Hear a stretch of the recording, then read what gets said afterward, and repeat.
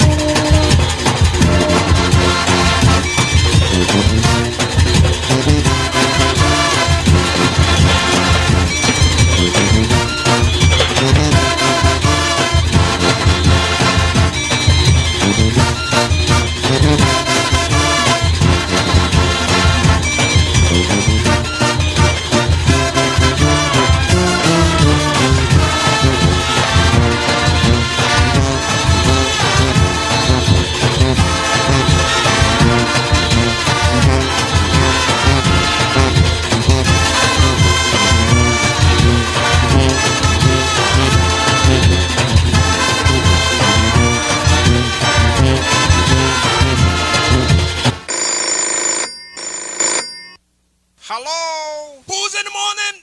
Boots!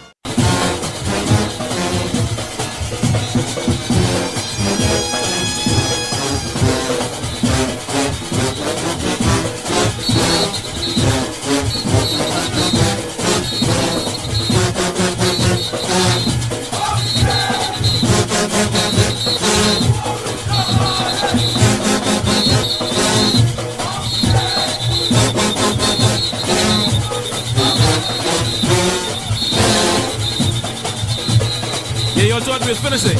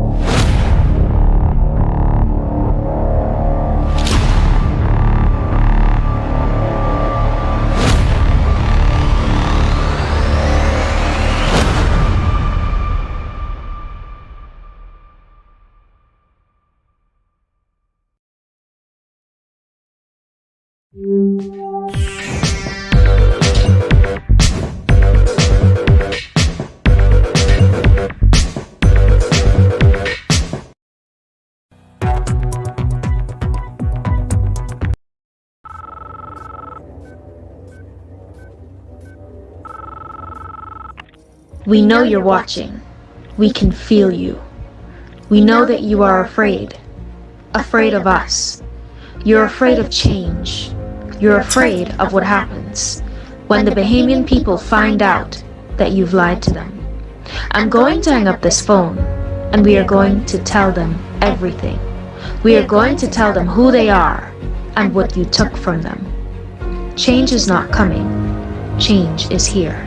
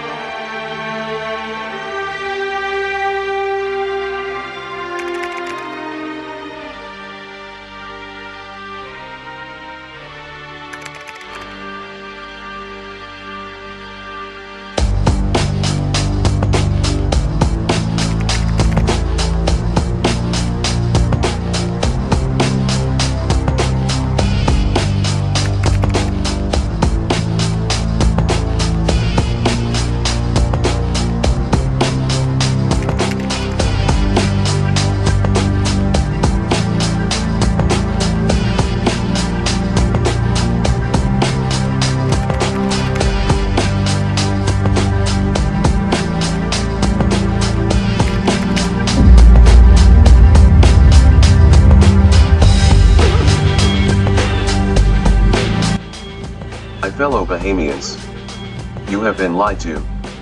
You have been told that you are poor, that you have no wealth and no resources. You have been told that your natural resources are worth nothing. You've been told that even if you had natural resources that only the wealthy could afford to mine and process it. While you were struggling to survive, they were secretly shipping billions of tons of your natural resources out of the country. It's time to learn the truth. It's time to end this myth. There is a dangerous cohort called the oligarchs. They have been using your beloved politicians as puppets to do their bidding. To distract you with rallies, handouts and jobs while they ran off with your riches. So the question is, how do you get your resources out of the hands of the oligarchs and into the hands of the Bahamian people? It's easier than you think. Today, I have come as the bearer of good news. And that is that change is not coming, change is here.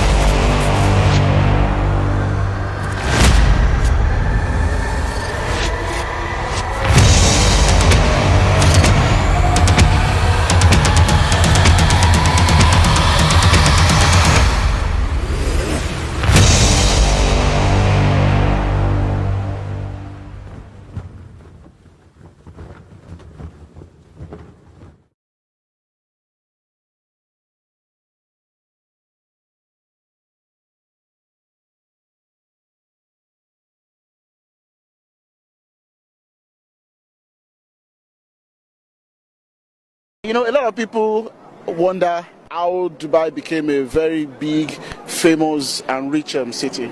You see, if you're comparing with Nigeria, listen to this. Nigeria has oil before than Dubai. It's a history. They are more rich than us. They have agriculture, they have mining, they have everything, you name it, they have it. Am I right or wrong? When you have a true leadership, we have nothing, but we have everything because we have the right leadership. That's the only thing you need, a right leader for your country, not corruption. That's what brings your country at the top. You don't need anything. We want water, we don't have agriculture, we don't have mining. That's quite interesting. And that's Sheikh Mohammed. Number one, he doesn't know number two, he needs only number one. He says, I don't know. There's no number 2 in my book. Only number 1. I hear he doesn't ride in the convoy.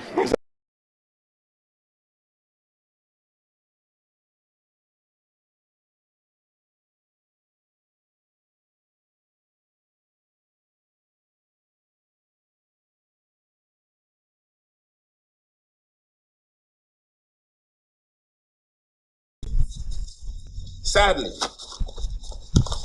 I understand why the New Day administration is doing so poorly at confronting the crisis after crisis facing the country. Their major problem is the captain of the PLP ship has too often abandoned his post over the past year. The Prime Minister seems to spend most of his time preparing to travel, en route traveling, on trips, returning from trips, or planning his next trip. The EU may not have blacklisted us if we had a Prime Minister who was doing his job properly. After 1 year in office, the Prime Minister gets an F grade for attendance, for not being at his desk doing the people's work. And right now, the Prime Minister, his out-of-control press secretary, and their large delegation of traveling companions are planning a major trip to Egypt for next month. The conference they're going to is from November 6th to 18th. And now you know, Mr. Deputy, it will take a long time to get to and from Africa. So if you add the travel days before and after the conference, the Prime Minister will not be here for much of November when electricity bills go up. I wonder if he, the out-of-control press secretary, and their traveling companions will go on further tours in Africa after the conference. Maybe they will be touring or spend extra days spending the people's money. Maybe again, they will go on a tour of the pyramids, where the pharaohs and others are buried.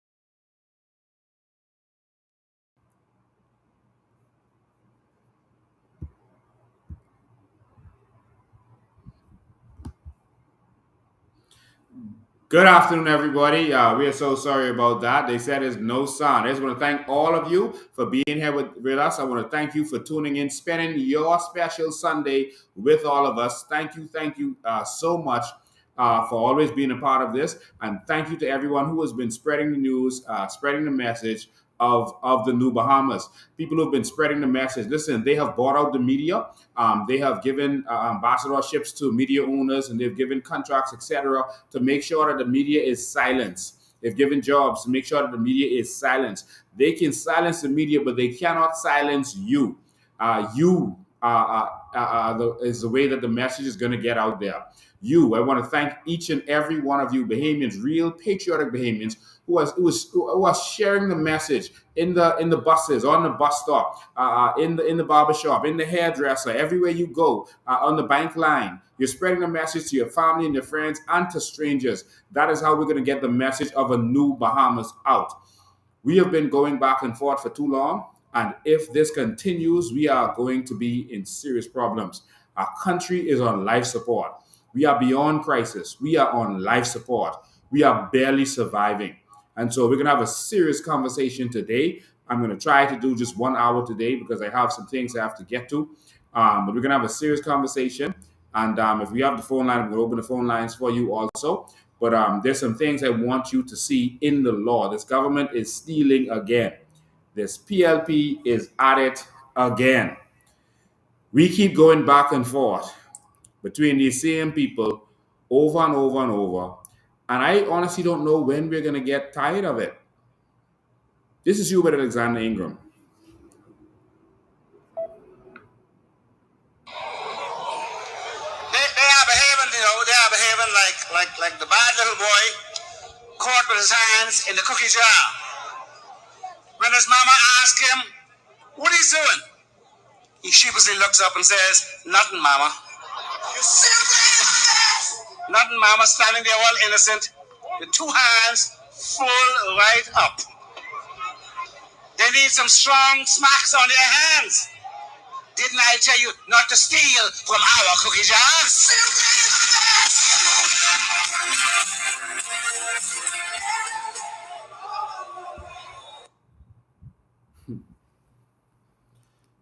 Ladies and gentlemen, I don't know what gives that gentleman right there the right to talk about the other party because his party was doing the exact same thing. That man in the video that we started with, Hubert Minnis, I don't know, he must have a different kind of consciousness. He has to have no soul and no consciousness to come in the House of Assembly and say the things that he said. Not that some of them were not true, but the fact that his party did the same things and in some instances worse. Have we found out where the $54 million went that went to his political supporters, financial supporters? Have we found out where so much of our VAT and tax money went under the Minnis administration? Have we found out what he did with the $250 million? Have we? That the IDB asked them to account for? And that when they signed the loan, it said that they would account for it? Have we found out? And him and Pintard are sitting there as if they are so sweet and innocent and they are going to be the saviors of the Bahamas. We are going around in circles. And it's not going to stop until we stop it. They're doing it because you're allowing it. People only do to you what you allow them to do to you. And they are doing it because you are allowing it, falling for that nonsense. I know I was supposed to greet you and hail some of you this morning, but listen, I'm in a place right now. I am beyond fed up with what I'm seeing in this government. It is horrible. This has become a totalitarian state. It has become an authoritarian state where we have the government now using police and defense force, etc., to attack their own Bahamians, to control them. We see that they're using the court system willy-nilly, however they want. And we're going to talk about that stuff some more on Tuesday. We are going to bring documents to show you how they've been using the police, using the system, judicial system, in ways that it should not be done. It's sad. Many of us have been a victim of the system, including myself. And many of you have been a victim of the system. And we're going to talk about that on Tuesday. But today, we're going to talk about this thieving government. That's what we're going to talk about. We're going to talk about this stealing, what they call in politics kleptocracy. Klepto, meaning stealing, theft. This kleptocracy we call the Bahamas, this thieving government. Clint Watson asked a very good question. He asked for the opposition. I don't know why he asked them, but of course, I think he asked for. I think he asked them because he knows that they won't be able to answer him, and if they're able to answer him, they won't be able to answer him with any kind of credibility. Uh, but Clint Watson asks a question.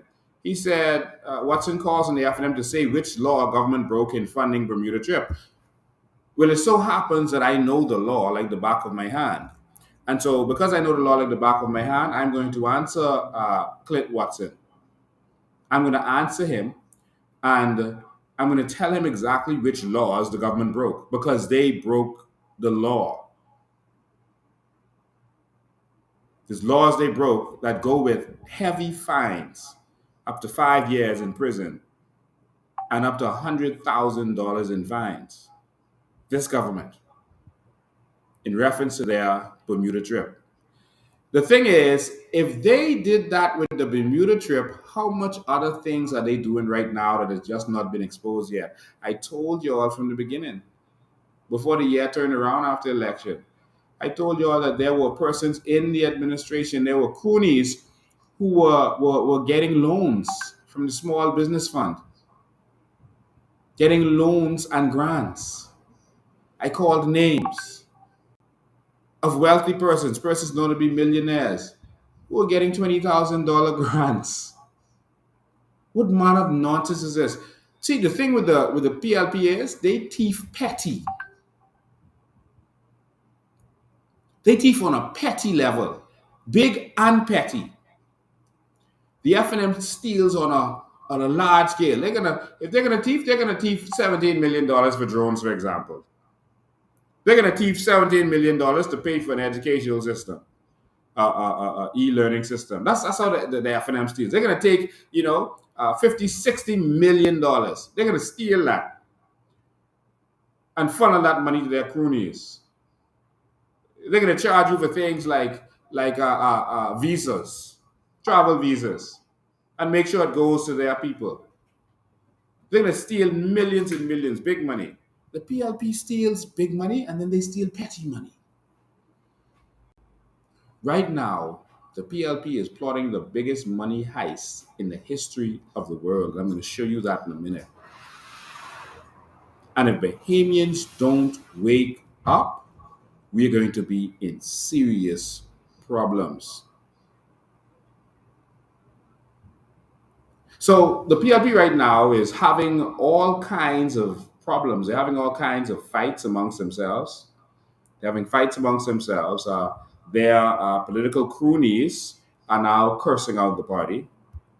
Here, we can see this is a fellow called Ezra Russell. I know I made the picture too long, so you can't see it good, but you saw it on. I'm sure you saw it on Facebook. If you haven't, you can go and look for it. But remember, he was praising before the election. He was praising. I did an interview with him live, and he was praising Brave Davis and talking about how much Brave Davis did.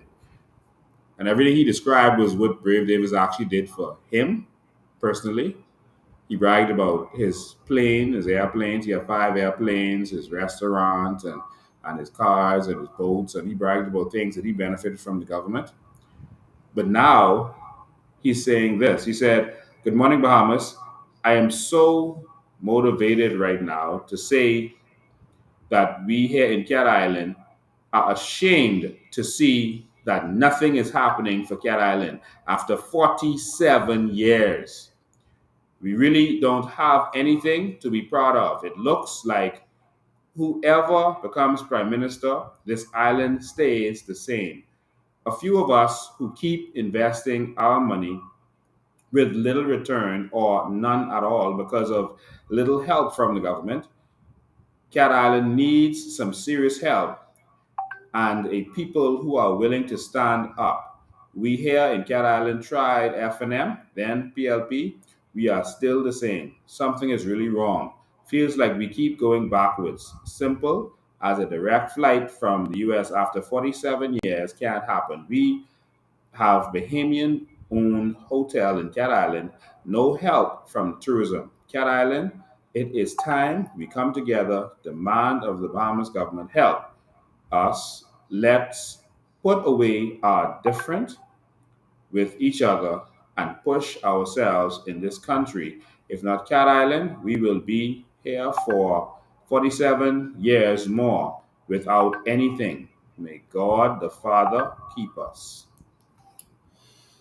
That is Ezra Russell, a strong, staunch PLP and supporter of General of Brave Davis, Philip Brave Davis, in Cat Island. And he is crying and complaining that nothing has happened in Cat Island for 47 years and that there will be another 47 years. I want to say to Ezra that a new Bahamas is coming. And if you seriously mean the words that you said, if you didn't just say those words like many political persons do, just so they could get the attention of the government, so that the government would want to silence them and then give them some things, if you're serious about what you said, that you've tried a PLP and FNM and nothing has changed, then it's time to try something new. The insanity of the back and forth is over. It's time for something new. It's time for the kleptocracy to end. It's time for the kleptocracy to end. And so, if you are serious, we presented the plans for Cat Island, which would have taken Cat Island into another stratosphere. Cat Island has so much potential. It's a beautiful island. It is the island that Christopher Columbus discovered. And by the way, the statue has been removed from Government House, the Christopher Columbus statue, and it has been sent for repairs. And they're going to repair it and put it back. Sickening. But I digress. Cat Island, we had a vision for Cat Island that we presented. Cat Island right now could have been on their way to being the Dubai of this side of the world. Cat Island has a lot of potential, a salt pond that they could benefit from, a position that they could benefit from, hills that we could use.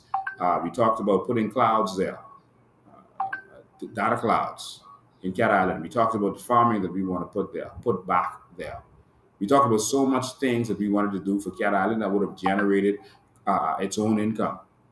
But of course, they chose to just vote for just putting someone in and making them a millionaire.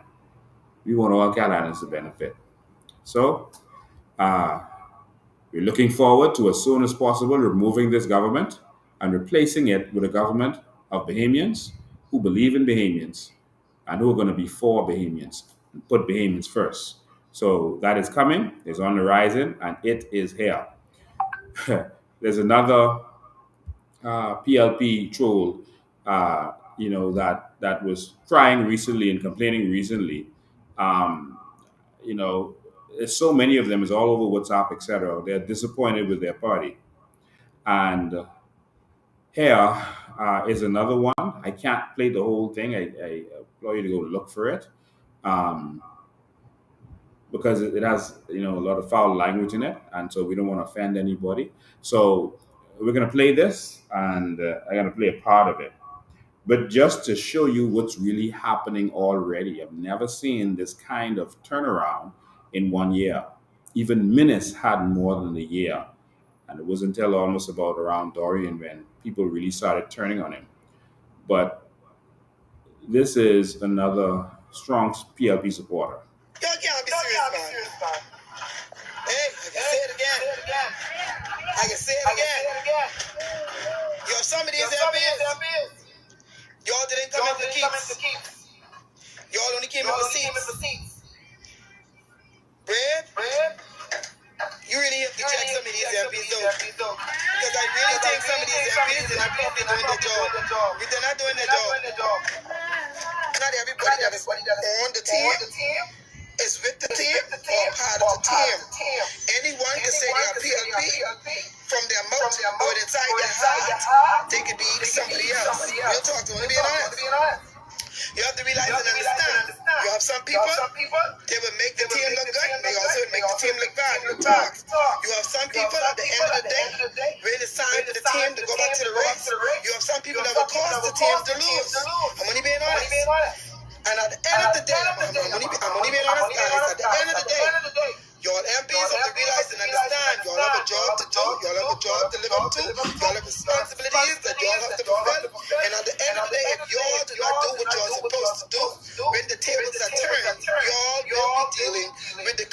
consequences of rejecting, refusing, and mistreating the people who support your real talk. So, being honest, these are the last days. You be careful how you spell with someone when you need them, and the minute you get where you are, you forget them.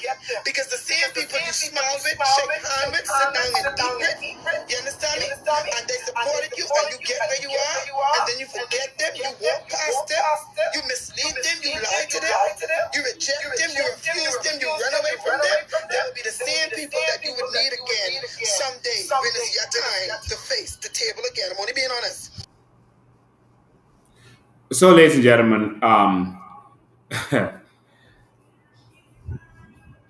played that to show you all the context of what's really happening in this country, what's really going on. Some might say we get swing again. And so are we looking forward to getting swing again in the next 3 to 4 years? Is this where we go back and forth, or are we going to try something new this time? What is it we're going to do? It's a question we have to ask ourselves. We have to ask ourselves this question because PLPs are complaining now, FNMs are complaining, Bahamians are complaining.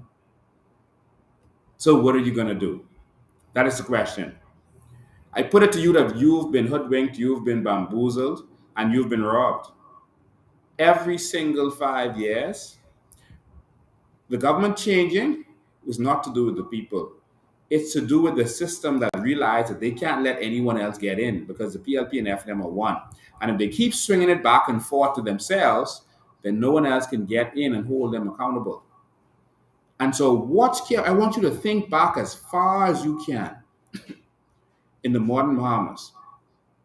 Think about around 2000, when all of a sudden Ingram started acting out and acting like he's big and bad and he doesn't care about the people and he's going to do what he wants to do. It was almost like he was pushing it towards Perry Gladstone Christie. He started to act in such ways that we were like, is this the same Ingram? And he pushed it toward Christie. And then Christie came in, and then Christie started to act all crazy and out of order and started to do certain things. And we were like, what's going on here? They want us to vote them out. It's like this scandal, and Christie isn't doing anything. And now Christie is saying things like, Christie said things like not even God could stop him. But anyway, it shifted back to Ingram. And then Ingram started to come in and say, he's popping now, he's going to this and that. And then he started to do some crazy things again. Every time it's time for election, they act intentionally to cause you to want, because they know that people vote against, not for. And they cause you to want to vote against them so bad that you will push it towards their friends. And this is what has been happening, Bahamas. Open your eyes. Back and forward. Christie sticking up the middle finger and saying certain things and insulting the church, and y'all ain't got to heaven or hell to put me in, and certain things that they know wouldn't be acceptable. Minutes did the same thing. Minutes started to act crazy, started to say certain things that he know would offend you, etc., to push this the other way. They wanted to make sure that the third party couldn't get in there. It's their biggest fear, because then they would be held accountable. Because as long as they have the Attorney General's office and they have the financial controllers, the financial secretary, etc., they know that there's nothing that you can do. They know that you have to just leave them alone and let them continue their kleptocracy. But I see that Bahamians are waking up every single day, and they're tired of these thieving fools. Why does Brave have to steal $24,000, man? But we're going to talk about that in a second. We're going to talk about what law they broke, because Clint asked a question, and we're going to answer that question. Before I go on, I'm going to get to that question right now. You know, I had an amazing week last week, and I want to thank all of you who helped me to celebrate my birthday. It was the best birthday week I've ever had. And I want to thank all of you who contributed to that. I want to thank those of you who spent time with me on my birthday on Wednesday. And then the persons on the farm on the weekend, yesterday, actually, last night, threw another party for me, and we had a good party out there. And they gave me everything I love: my ice cream, my cake, my Vitamalt, what do you call it? Apple cider. I just want to thank you for the love that you showed me. Persons testified of ways that I've helped them and ways that I've transformed their lives. People always talk the negative that they hear out there from political trolls. They don't hear it from actual persons. They'll say, "Oh, this person did this person did that," but you won't hear from the person they say it was done to. You'll hear from the political trolls. But then you never hear from the persons who can say that they have a good testimony about their experiences with you. And I want to thank those persons who are able to speak well of their experiences with me. I lived this life for others. I had a lot of fun and a lot of success in this life, and I'm grateful to God for that. But I lived this life to see how many people I can help before I pass on. And so I want to thank all of you. You made my day special. They gave me gifts, etc. And this is the best birthday weekend that I have ever had. And now it's back to work. But I want to thank all of you. On this weekend, I also attended some funerals. I had 2 deaths in the Pinewood community. Liz through Maple Street died, and also the lady who died in a car accident in Freeport with her son, who survived. Her grandmother lives in Pinewood, so I had a chance to go there and spend some time with them. And death is never an easy thing. I just want to give my sincerest condolences to those persons. Yes, I'm still very active in this community. This is my community. This is where I grew up. This is where I was born and raised. And I'm going to continue to be active in this community. And the transformation of this country is going to be sparked from the same Pinewood Gardens that the FNM and PLP and our homes benefited from. Raped and robbed these single mothers, etc. By selling us this neighborhood, this flooding neighborhood with houses that were falling apart, roofs falling down and killing people. But we're going to bring that change. We're going to spark that change. And I also got to attend 2 funerals this weekend of supporters of our organization. So these are persons who have been a great support to us. And when I say a great support, I mean a great support, an amazing support to us. Thelma Louise Smith passed away. She supported us, Thelma Louise Smith, and she was buried on Saturday at 1:30. And so we got time to be there at St. Anselm Church and to lay her to rest. Her daughter reminded me that, her mother would always tell her, "Hey, it's 5 o'clock." On Sunday, say, "It's 5 o'clock." Say, "Let me hear my boy." Well, now she's going to be listening to us from a better place where there'll be no more pain and suffering, no more tears, no more bills, no more having to survive the terror of the PLP and the FNM. And so we thank you for that. And then there was another funeral. I got to give condolences at another funeral. And it was the funeral of Gary Hamilton, a very well-known gentleman, well-known in sports, a family man, a very powerful family man. Loved his wife, loved his children, loved his neighborhood, and he used to love his PLP. And it's so amazing. When I met him, he came to me and he said, "Lincoln," he said, I used to be a PLP. And I said, "Well, all of us were something, at one time or another." And he said, No, you don't understand. I would have killed for the PLP. And he said, even my MP, said some negative stuff about you, saying you're no good, but I don't care what they say. You are my leader.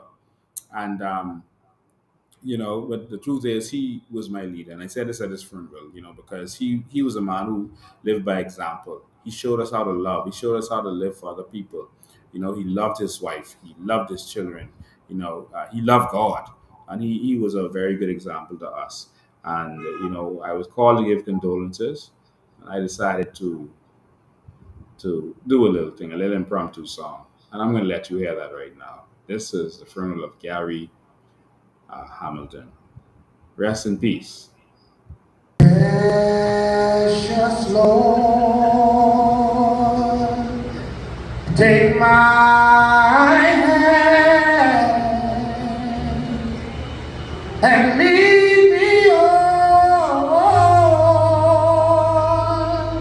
Let me stand, 'cause I'm tired. I am weak. I walk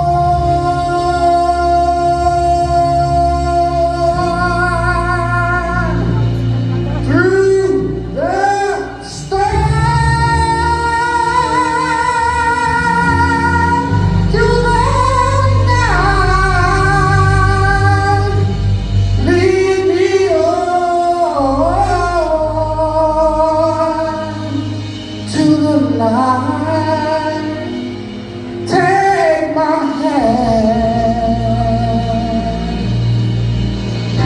precious Lord, and lead me home.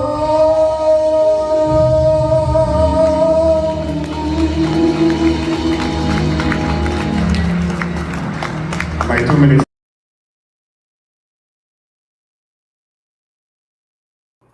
And so, farewell, my brother, my friend, who was always there to give me good, kind, and honest advice. Farewell to you. We love you, and we'll see you on the other side. Ladies and gentlemen, so we'll have some more funerals attended in the near future, and we'll be there for you. Just let us know if your family, if you lost a loved one, if you have a loved one in the hospital, etc. Let us know, and we will be there for you. That's what we signed up for, and we will be there.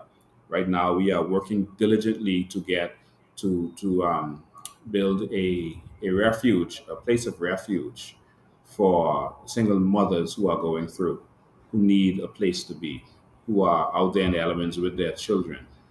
Fathers are involved and they need help.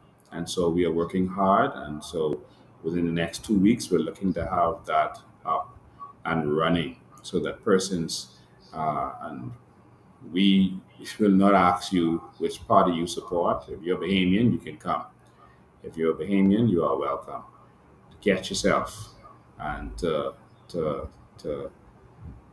reset and not have to worry about anything and not have to be fearful for your children being out there in the elements. So we're working very hard to get that done. So thank you for anyone who would like to support in anything that we are participating in and doing.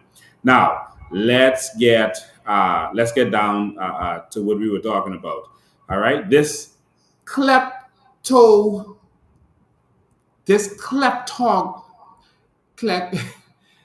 I can't even say it. Kleptocracy.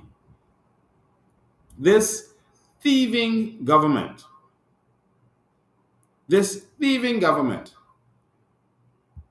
I like how this guy worded it. Of course, it was long before this government was in. It was when the previous government started talking about they wanted to bring in marijuana. I like what this gentleman had to say. And so I thought to bring back this video because he said some interesting things. Listen to this. You can do that, and perhaps your presentation can be very brief. It will be. You'll be sending us. It will be, ma'am. I'm from the Bahamas. My people are descendant of the Bahamas. The short miracle about me is I live on East Street all my life. I've never been to Freeport, Miami, or jail. That's the miracle. That don't happen in Nassau, nowhere. Now, let me tell you the rest. These people, the politicians especially, they are crooks. Anything that happening, if it's not going to benefit their family, it's not going to happen for the people. Marijuana just happened to be a different topic, so I drove from East Street here. What I need for you people to do, if you are serious about giving Nassau or even legalizing marijuana in Nassau, I would like that you not in any way take it to the politicians of the Bahamas. Because see, if their pockets are not getting thread, then this point ain't gonna happen. CARICOM mean nothing tonight. You was here and you was not. That's it. You understand what I'm saying? No, whether you believe it or not, my name is Frederick Margaret Tucker Jr. II. Whether you believe it or not, you are nothing when you leave here. These people have our VAT money, they ain't know where the VAT money gone. So you can't make marijuana something to get money from because you ain't gonna know where that money gone. We need to know where two set of money missing from. Because they don't do that here. In the Bahamas, we just steal and that's it. My thing is, no, mom, trust me, this is the God's honest truth. They don't want to hear it because if you speak out, then they're going to, in public, you're not going to get a job. They're going to make sure you don't, but I don't have that worry because I'm me, you see? What I need for you to do, mom, I need your personal hookup. Because to make this thing happen in Nassau, it's not going to happen by these heads here in the Bahamas. Like I said, what the white guy is who running America? People may hate Trump, but let me tell you something what I love about Trump. He love Americans, and he don't play, and he just stand up for them. We had someone like that, his name was Lyndon Pinlin. See, the thing with him is, when he steals something, all us get rich. These new people, when they steal, they family get rich. It's not going to work. You see? No, it's the truth. Let the pastor and all them tell you all them things. Listen. Don't let them lie to you. It's the God's honest truth. So if you're really like Jamaica, if you're really going to do something about it inside, okay, I get the point, and we are serious. We're going to do something. Okay, great. Thank you, ma'am. Thank you so much. That's all I need for you guys to do. To look into it seriously. That's all.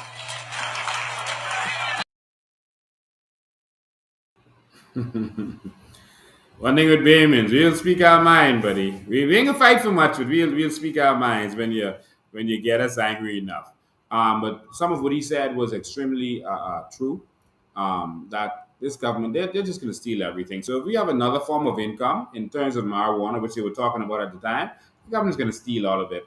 They said they were bringing in VAT in order to pay down the debt. The debt has gone exponentially higher, and the money has been apparently stolen. We don't know what has happened with the money, and there's no accountability. And so, what is the point now of them bringing VAT? They always sweet talk you. Perry Christie said, we're going to bring VAT, but we got to pay down the debt. The debt is so bad. We got to pay it down. So, let us bring in the VAT. It's only going to be 7.5%. And that's what he did. And we noticed that the debt wasn't going down, it was going up. They were spending even more.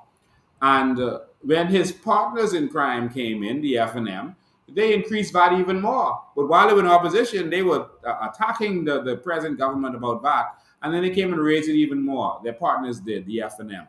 And it's like they raised it more, and the debt increased even more. Where was the money going? It's going to the PLP and the F&M. But we're going to get to the bottom of this. You know, Clit Watson asked the question, what laws were being broken? And all of this conversation started to happen because we started to see that the government is already stealing. A scandal has been exposed where they showed that they paid this after the fact. Because Clit Watson, let me show you what Clit Watson had to say. I think I'll just show you what Clit Watson had to say, and about this. I'm going to start with this, and then I'm going to talk about the crime of the century, the biggest theft in Bahamian history that this party is doing. You're distracted with the airline thing, but they are stealing bigger than you can even imagine. And so make sure you stay for that. Don't go nowhere. You got to see this. You got to see what this government is up to. But in the meantime, I want you to see, let me see if I can pull that up for you. I want you to see what Clit Watson had to say. It was shocking. All right. I mean, beyond shocking. Let me just give me a sec. Let me line this up for you. Clit Watson, in an interview with the media,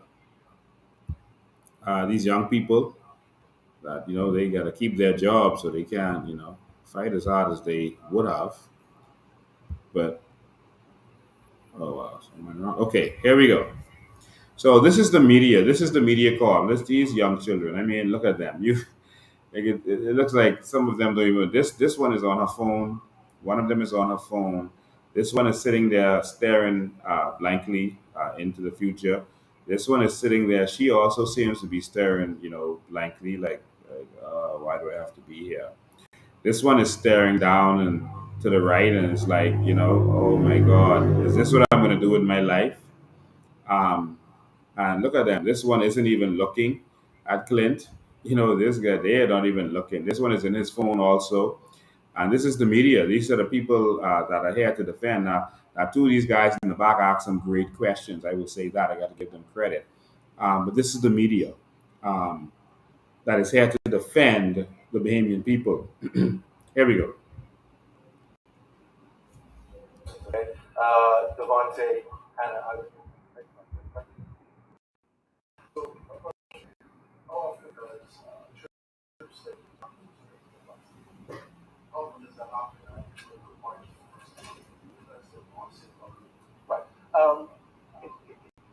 it doesn't happen regularly, right?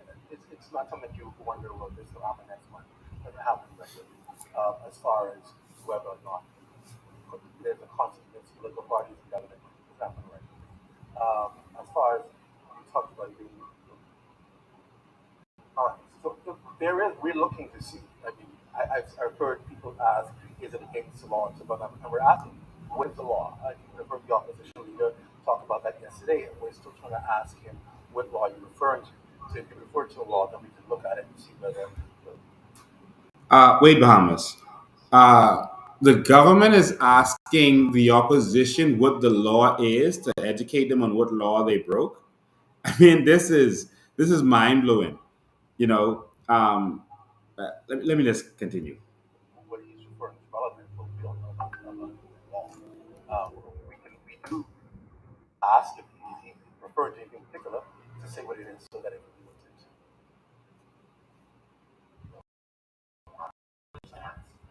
You said it was like the Financial Management Act. So that was going to be the question. Is there a concern that with this whole procedure that the government was breaking the law as he accused them of doing, or do we not know what that? As for breaking the law. So the media had to tell Clint Watson what the law was, the Financial Management Act, which we're going to go into, and I'm going to show you the laws that was broken. All right, it's mind blowing. Oh, I can't speak to that. I don't know that. What I can say is, remember the Prime Minister is also the Minister of Finance, and so he has jurisdiction. And he's saying he don't know. So I keep saying to you every week, why is the media questioning Clint on these technical matters? If this is such a major issue, then the Minister of Finance should be before the media answering these questions. If this is such a technical issue, then, and it came from the Office of the Prime Minister, then the Office of the Prime Minister should be answering these technical questions, not this guy who does not know the law. To approve and to make determinations on certain things. In this case, when he recognized there was an element of political parties, he made the decision himself to handle the finances from a political party and not to use government. No one asked him to do that. No one suggested that to him. That was his determination, just based on what he felt he should do, which for many people feel is honorable. So Clint has been talking to many people to find out that whether this thing is honorable or not. I just want to say that he told something that appears to be a blatant lie. He said that the Prime Minister himself decided that the party would pay for this thing. Then why did the Treasury pay for it? And why is it that you have to pay back the Treasury? How is it that you could get a loan from the Treasury for your trip and then pay it back? If the Prime Minister decided that, oh, well, the PLP is going and the PLP is going to have to pay, then the PLP should have paid. The PLP did not pay. And so it's obvious that what you're saying is a lie. It's a blatant lie from the pits of hell. And so they put these documents together, a check, and a check is not payment. And a check is an intention to pay. That's what a check is. A check is an intention to pay. Anyone can write a check. That doesn't mean that there was any form of payment. That means that someone wrote a check, and this check might never be cashed. We have not seen the invoices to know what did the airline charge. If you paid the airline, then there should have been an invoice saying, listen, the airline charged $50,000, but here's $24,000 for now. Then we could say, okay, we see what's going on. Or the airline could have said it cost $24,750, and then they said, well, here's the check to the Treasury for that amount. But nothing. All right? So that's the check, and then on the flip side is the receipt. Now, anyone could write a receipt. I mean, look whose name is on this, Jerome Fitzgerald. If you see Jerome Fitzgerald's name there, you know that that's scandal. The fact that his name is there, it says received from the Progressive Liberal Party, Jerome Fitzgerald. So how could Jerome Fitzgerald is in charge of the office of the Prime Minister. He is the consultant and he's in charge of the office of the Prime Minister, Jerome Fitzgerald. How is it that he is paying, writing a receipt or not writing a receipt, he is paying this money from the PLP to the office of the Prime Minister? This is clear conflict of interest. If he works in the office of the Prime Minister as a consultant to the Prime Minister and to the office of the Prime Minister, how is it that it says Progressive Liberal Party, Jerome Fitzgerald, is paying this? And it says it's reimbursement for funds for plane to Hamilton, Bermuda during the period of the 19th to the 20th. This is scandalous. And in any other country, persons would have gone to jail. And here you can see that this stamp, it is clearly, this was edited. If you look at this carefully, this is, I'm sorry, you can't see it. Let me just, oh yeah, you can see it. It's clearly that this is scandalous because you can see that this date was changed. This date right now to me looks like it says October 29, 2022. People said it looked like the 25th, etc. I said it looks like the 29th because it looks like a 9 to me. But that was into the future. How could they get a receipt from the future? This is clearly fraudulent activities. This is clearly fraudulent activities. And here it should roll over this. It needs to be a commission of inquiry right away. And even outside of that, some person should go to jail. All right? That is clearly scandalous. I'll let you hear some more of what Clint Watson had to say before we go to the real crime of the century. Let me let you hear from some more from Clint and the media sitting in front of him asking him questions. And some of them were good questions, like I said. But the seasoned media personalities seem to have been pushed out. So more from Clint. As Minister of Finance, he can do that. He didn't have to come and say, okay, this was an official trip. He could have official trip, on a move on, whatever. He made the decision in transparency. So there will be. Have you ever seen Clint Watson stammering so much? Look at him. I mean, look at that. That is a face.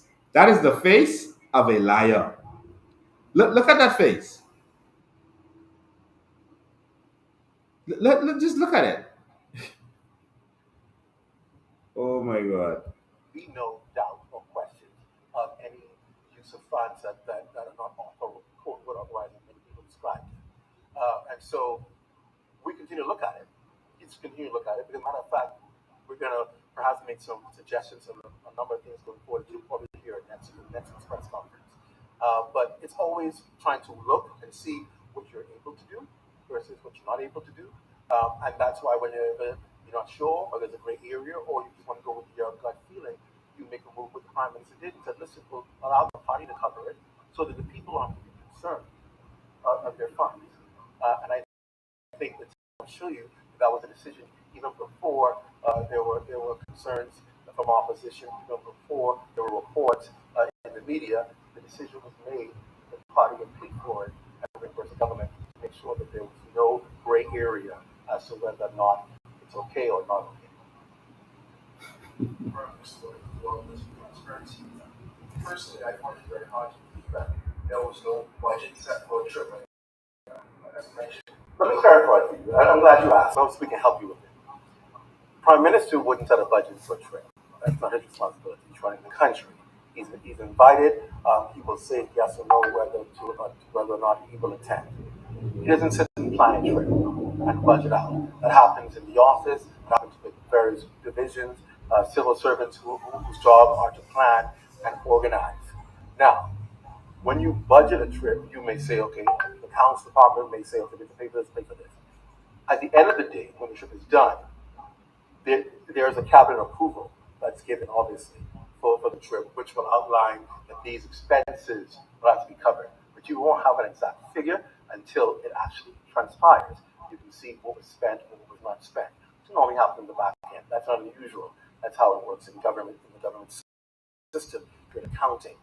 If you're asking what was the figure budgeted in bonds. I don't know that figure.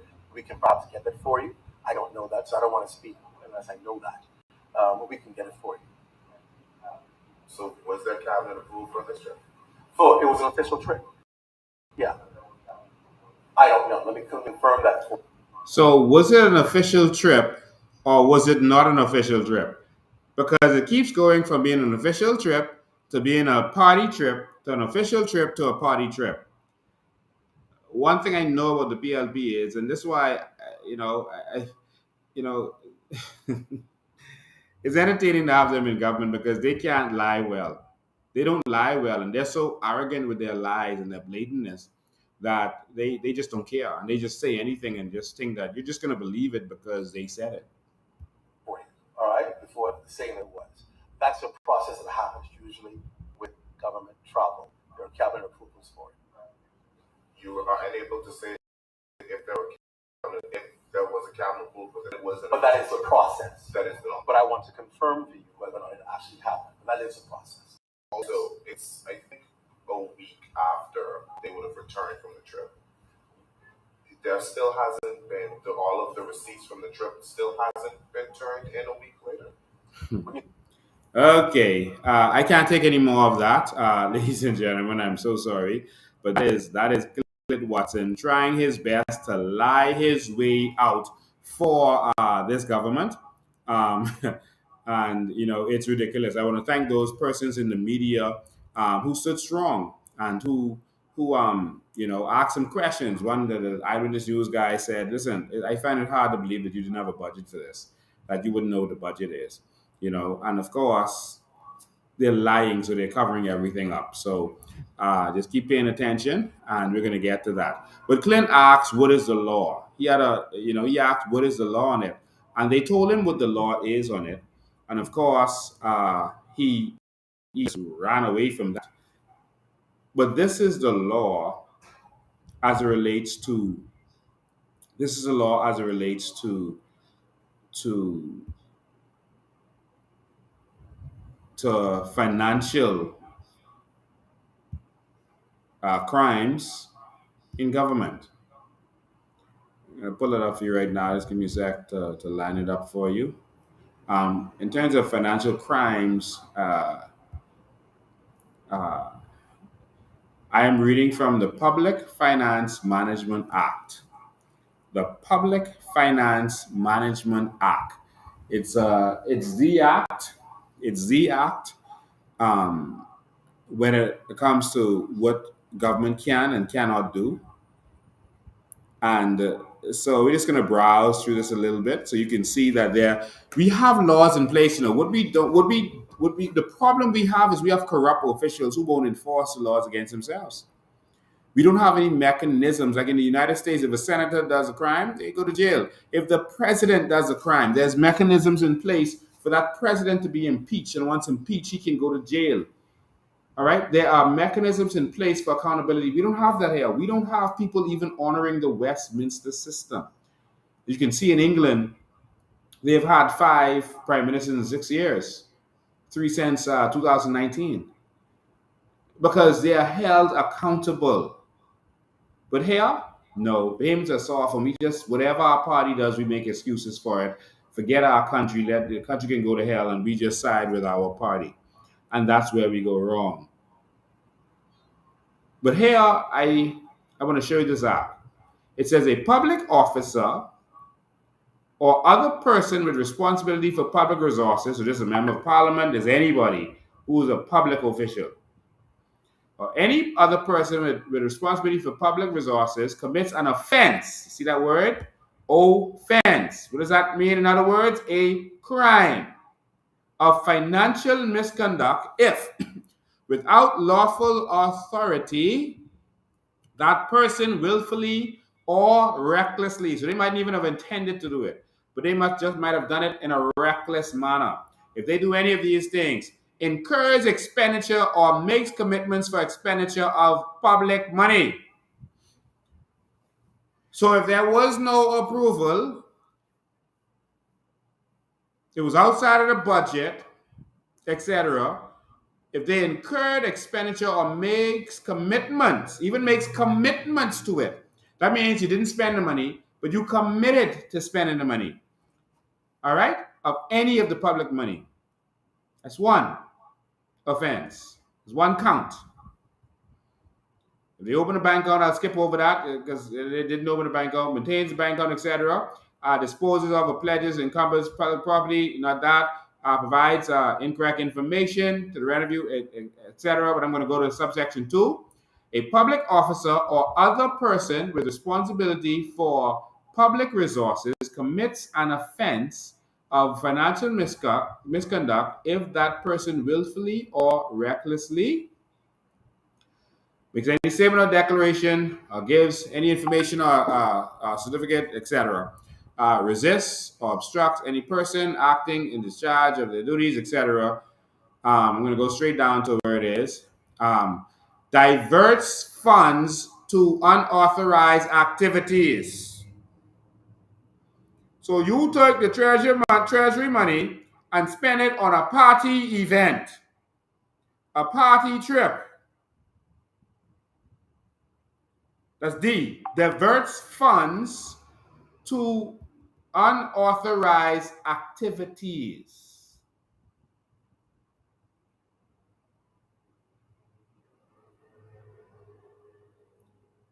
All right? That is the law. That's 2 counts. 2 counts. Next, seeks or accepts a personal loan or benefit in circumstances that compromise the integrity of the public officer or public office. So it sounds like the PLP got a loan. They got a loan from the Treasury and they're going to pay it back? No, it wasn't a loan. They stole it and they decided they're going to pay it back. That's count 3. Does any act for the purpose of procuring for any person or organization, so example, the PLP, does any act for the purpose of procuring for any person or organization the improper payment of any public money? Count 4. Or the improper use of any public resources? Count 5. 5 counts of financial misconduct. All right, that's 5 counts of financial misconduct. Also, if they fail to produce any information in their possession and their control, fails to keep proper records, fails to pay public money in a timely manner, fails to produce reports, accounts, other required facts, fails to transfer funds received, fails to implement lawful written instruction, etc., etc., fails to report to the Financial Secretary an incident of financial misconduct of which the public officer or public office holder has become aware. That's count 6, because if they didn't report this misconduct to the Financial Secretary, that's count 6. Fails to declare a conflict of interest when dealing with or making decisions about public resources, count 7. Because there was a clear conflict of interest there. That political party has nothing to do with the government and the governing of this country. And to have someone working in the office of the Prime Minister paying the money to the office of the Prime Minister on behalf of the PLP is clear conflict of interest. How much counts we on? 7.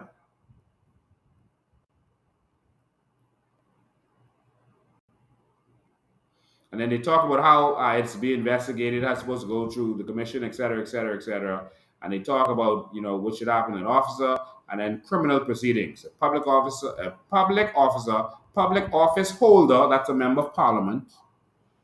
A public officer, public office holder, or other person with responsibility for public resources commits a criminal offense if without lawful authority that person willfully takes possession of public resources. That's what they did, including electronic data. Dishonestly appropriates. So that's count 9. This is count 8.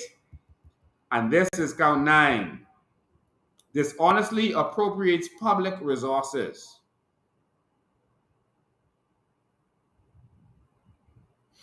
provides inaccurate financial information or conceals information on public resources to obtain a benefit for that person or other person. They conceal information. They never told us about this. Let's count 10. Engages in corrupt acts, including soliciting or receiving bribes. Including. Yes, what they did was corrupt. They took our public money and benefited from made it benefit the PLP. A person convicted of offense under this act shall, on summary conviction, be liable to imprisonment for a period not exceeding 5 years, or to a fine not exceeding $100,000 or both.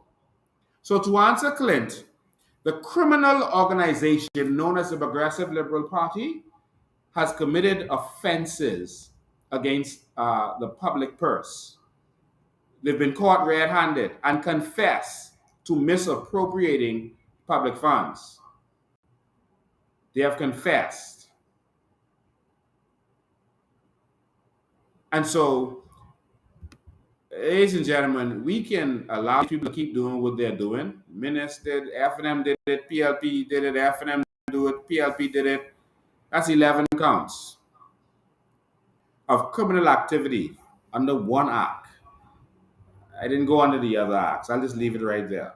One act. They're just so comfortable in their stealing now, and they know the Bahamian people won't do anything. So they're going to thief as much as they can for the next 4 years, and then try to turn it over to the FNM. And while the FNM is in power stealing the people's money, the PLP will be balling and spending the money that they made while they were in office. That is the cycle that has been going on for all these years. They steal, then ball, then come back and steal, and then ball and steal and ball.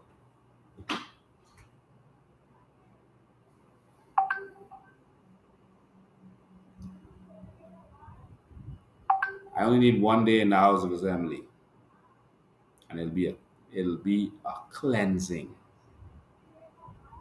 A cleansing. You see, they know that the other side doesn't know the law. Couldn't Pintard with all the lawyers in the FNM just come forward? The media will talk to Pintard because they're trying to give them a profile to make sure that we don't get in there. That's what they're trying to do. Couldn't he just grab the law and say, these are the acts that you broke? These are the laws that you broke? I mean, he's watching this now, so maybe he'll do that this week. These are the laws that you broke, PLP. We need to stand up against this or get international help. Because you can shut down the government. If it's proven that the government is misappropriating funds, it's going to be difficult for them to get loans. But guess what? What's Pintard going to do? Nothing. What's Pintard going to say? Nothing. They're just going to throw generalized questions out there. And the two of them are asking, someone saying, oh, you might have broken the law. Another one saying, which law did we break? And nothing is going to happen. We need strong leadership in this country to take us to the next and new Bahamas. All right? So we need to wake up. So I just wanted to point that out to all of you, that the government did break the law. And I showed you the law that they broke. And that's that. I want to move on to the last thing I want to talk about today. Do we have the phone line available? And then I'll open the phone line for you, and then I'm going to be out of here. You know, the government has spoken this absolute ludicrous nonsense about getting rid of the sovereign fund and replacing it with a national investment fund. Before elections, I told you that this was coming. I told you, I sat in front of Brave Davis, and he told me to my face when I told him that Bahamians should be allowed to benefit directly from our natural resources. He said, no, he's old school. He's not going to do that. He said he's going to make it so that a few people benefit, and then they provide jobs to everybody else.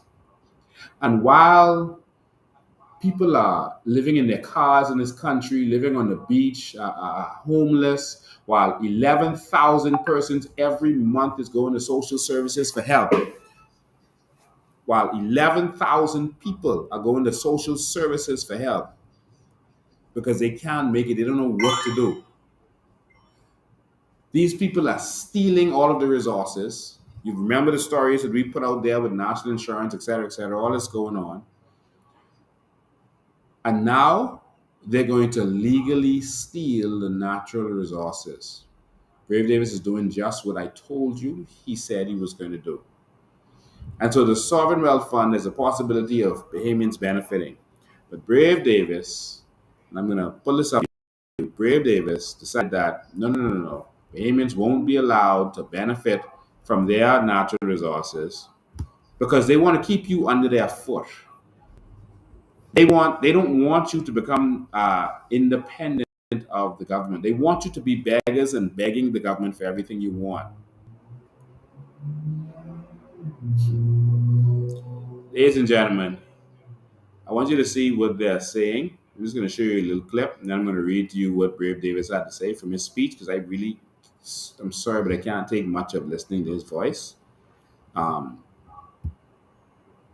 This is a little commercial they put together for how they're going to steal our natural resources in Sovereign Wealth Fund. Listen. It's the most effective way to see significant advancement in expensive projects. Instead of the public having to contribute or borrow every penny for roads, schools, hospitals, airports, and homes, we will invite the private sector to partner with us. The bill sets up for the first time a clear regulatory framework for the arrangement, the recommendation of the Inter-American Development Bank. We are doing so in line with the recommendations made by the IDB, which advise setting up investment funds and vehicles to deal with national investment revenue and expenditure in a way that is transparent and in line, both from a structuring and governance point of view, international best practices. This is an essential first step in taking a comprehensive approach to national investment. The bill will facilitate the management of natural resources along with private investments held by the government and the establishment of the National Investment Fund to advance the blue, green, and orange economies. Passage of the bill will be followed by a Bahamas Resilient Infrastructure Fund to include food security and renewable energy sub-funds, along with a Family Island Growth Fund. The vision for the Bahamas Resilient Infrastructure Fund is much larger than our basic infrastructure needs. It will be a vehicle to promote private capital mobilization to advance the country and our family of islands like never before. Keeping you in the know. This is OPM. Ladies and gentlemen, I'm just going to rewind that quick so that I can guide you to the nonsense that you just heard. It's the most effective way to see significant advancement in expensive projects. Instead of the public having to contribute or borrow every penny for roads, schools, hospitals, airports, and homes. Notice what he is talking about.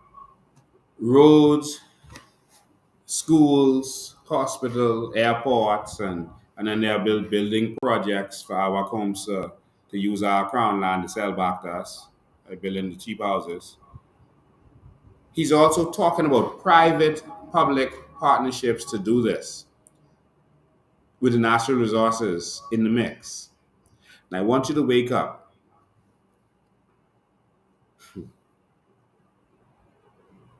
How would a private company that invests in a road or a school benefit from that investment?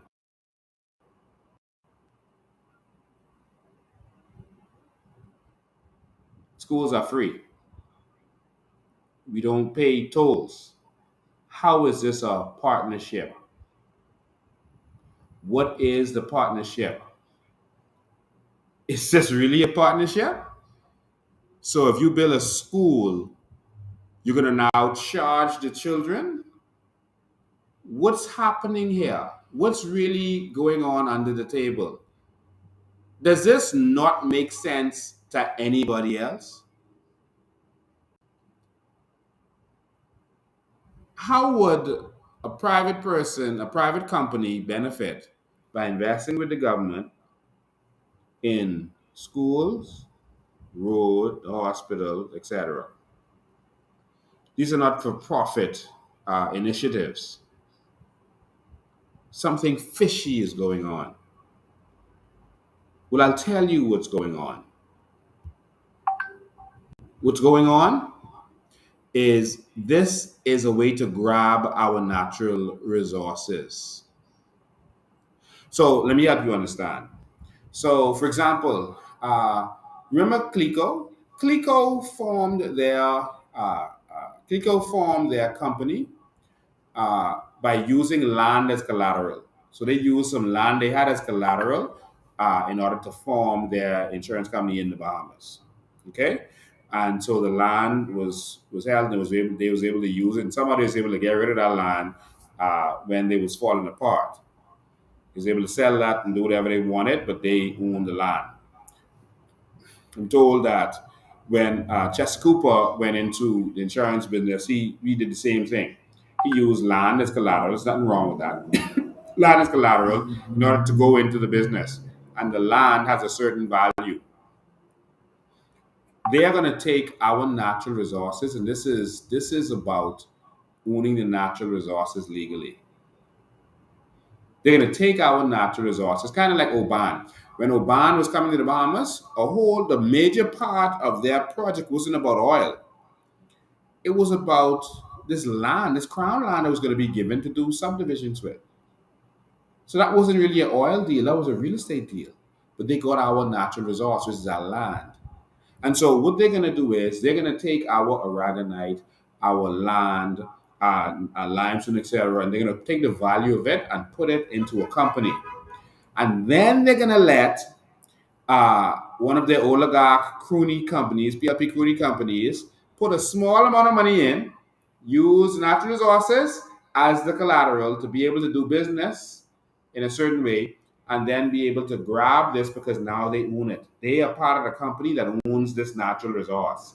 So instead of the natural resource belonging directly to people, it'll be put in these companies, and these people will be able to invest. And because they are part of that company, they own the natural resource. They have a lock on it. That is the scary part. That is what they're up to. That is how they want to steal our natural resources. That is what this whole thing is about. It's not about building schools and roads, etc. They're doing that to justify that Bahamians will benefit because they'll get roads and schools, etc. That's the justification for stealing our natural resources. Billions and trillions of dollars is going to be made, and you are going to get nothing because you just love your party, or you don't have the courage to stand up and do what is right. We got to stand up, Bahamas. They are stealing the natural resources right in your face. I'll let you hear a little bit more about what he had to say, and then I'll correct it. Because he quoted the IDB. Well, I'll get to it now. You heard him. He quoted the IDB and IDB recommendations. Do you know what else the IDB recommended? That you shouldn't go into anything like this unless you have an effective, active Freedom of Information Act for transparency. How are you now going to talk about public-private partnerships and you still don't have a Freedom of Information Act? And you're going passing all these bills, you're going to transform all this stuff, but we have the act, but it's not enacted. It is not implemented. Just the promise of an implementation in the future. Because they want to steal in the meantime. Remember, there's a Public Procurement Act that they're not following. They told you they're breaking the law, they're not following it because it hinders them being able to give contracts who they want to, so they guess it's going to change the law. Is this the government that you're going to trust with your natural resources to remove your sovereign wealth fund? Is this the government you're going to trust with that? In 5 years, it would all be gone. The IDB wants certain things in place as it relates to procurement, as it relates to corruption, as it relates to the Freedom of Information Act, but he isn't quoting that part of it. He's just saying that they recommend funds. They recommend these investment funds. Yes, they do recommend investment funds because other countries have made it successful, like Qatar, Dubai, etc., Kuwait, Norway, etc. They've made it successful. But notice the IDB didn't tell him nothing about co-mingling it with private institutions. Notice he couldn't say that. With letting your corrupt political finances, etc., benefit from our natural resources while the people get nothing. The IDB didn't tell you to do that. Yes, they said we should have investment funds that the people can benefit from. But what you are doing is not from the recommendations of the IDB. And you talked about these standards that they're going to be following. Well, I'm going to read and show you where they are fully deceptive and deceiving you. They are deceiving you. All right? So,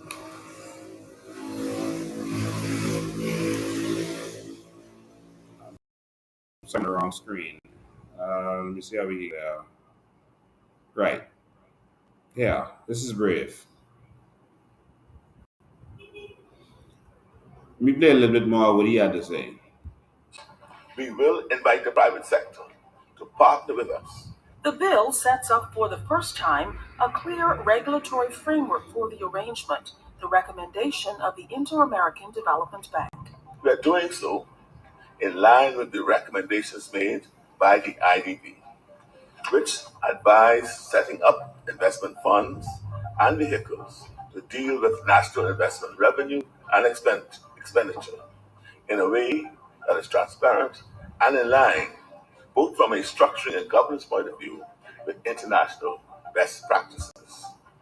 But they did not say to let your political finances and funders have companies that will commingle with our natural resources and our investment fund and be able to benefit while the Bahamians get nothing.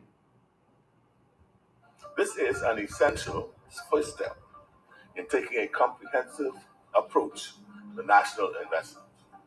The bill will facilitate the management of natural resources along with private investments held by the government and the establishment of the National Investment Fund to advance the blue, green, and orange economies.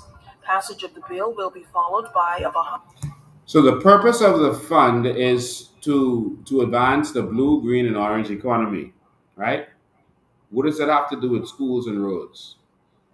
They're contradicting themselves. The fund must say its actual purpose. And initially, he was talking about schools, roads, hospitals, etc. Now they're talking about blue, green, and orange economies.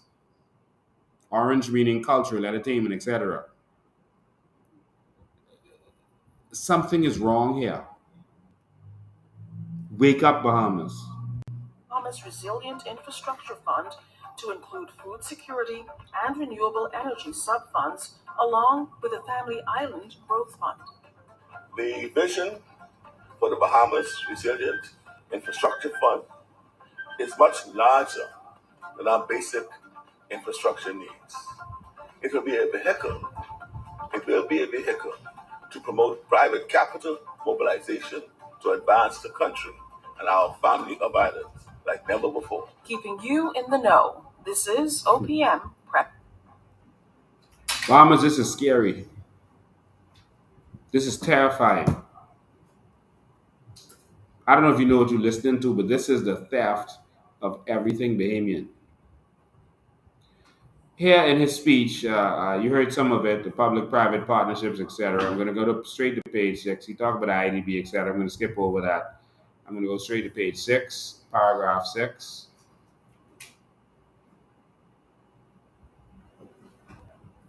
He says, we will also create national funds to leverage and maximize the leverage and maximize value in underutilized national assets. He is saying underutilized national assets. Listen again. We will also create national funds to leverage and maximize value in underutilized national assets. So in other words, we're not using our aragonite enough. We're not using our sand enough. We're not using our trees and our land enough. So we're going to do these funds to maximize these underutilized natural resources. He says we will co-invest these underutilized assets, your keys, your land, your aragonite, your limestone, your oil if you have that, and if they want to go look for it. He says we will co-invest these underutilized assets with private investments and capital in order for the first time as a matter of national policy to participate in projects that maximize value, appreciate in value, and utilize the value created to reinvest in national infrastructure priorities. They're going to outright take your natural resources, commingle it with the private persons, our homes or whoever else, Focal, whoever else of course they'll form new companies for them for this, that you won't know who is the owner. And there won't be a Freedom of Information Act. So they're going to form new companies for this, and they're going to put these assets in private companies, and they're going to do what they have to do. I want you to understand that Brent Simonet knows the Simonets are still in Andros. Even though the government says we're rejecting it, something else is up. They just did a test of the limestone. Why are you there testing limestone, spending money to test limestone if you were rejected? Something else is afoot. Some deals are being made. Remember, I told it to you. Remember my words. But they're going to co-invest. They're going to steal our resources legally.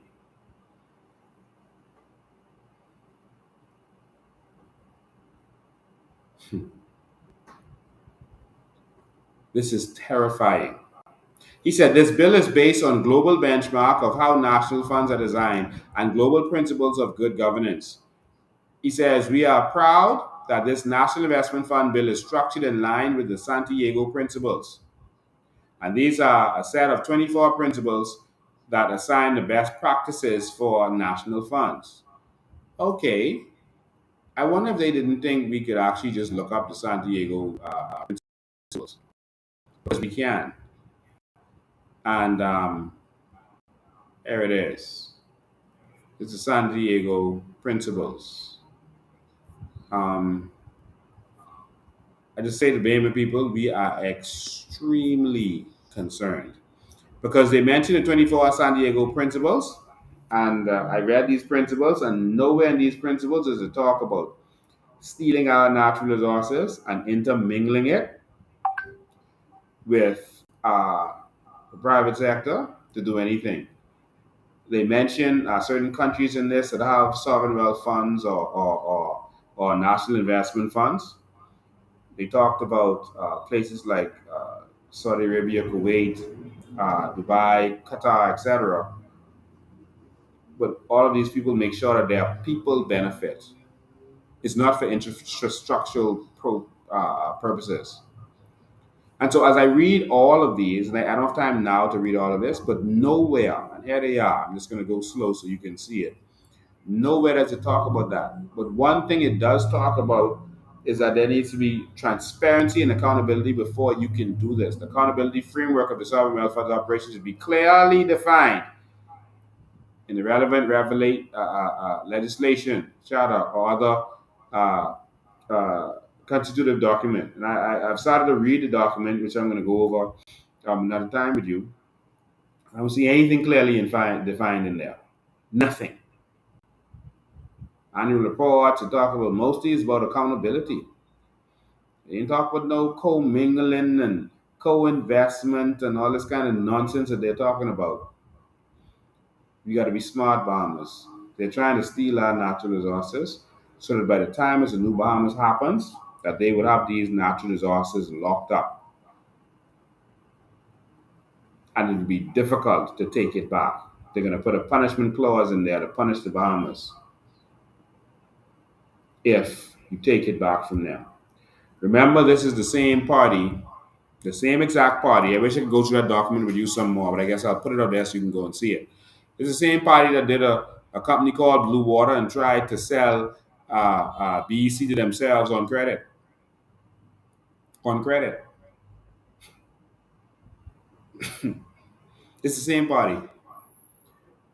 Y'all know what y'all in for. They're going to steal BEC. They're going to go into renewable energy, not because that's their plan, because this is already signed on to. You have to do it by 2030. They're going to steal it to give it to their cronies. And you will still be paying for electricity, even though it's from the sun and it should be free. The stuff that you heard Brave saying in the beginning about doing roads and bridges and schools, doesn't that sound familiar? Do you remember hearing that somewhere else? Remember when we had the big R&B Park March? Remember? And Minutes came back and responded saying, okay, we're going to give you a sovereign wealth fund, but we're going to take $2 billion from it and we're going to build roads and schools, etc. Remember that? This carries on. This is what they're doing. This is carrying on from the FNM to the PLP. They're one. And if you can't see it, I am so sorry for this country. I'm so sorry for the sufferation that your children is going to face in the very near future. These people are robbing us together. We need you to spread the word. I'm going to open the phone lines. The phone lines is there. I'm going to open the phone lines for you. I want to hear what you have to say about this. So if you have any questions, if there's anything that you didn't understand about this, feel free to let me know. If there's any questions, I give about 15 minutes on this part of it. Call in.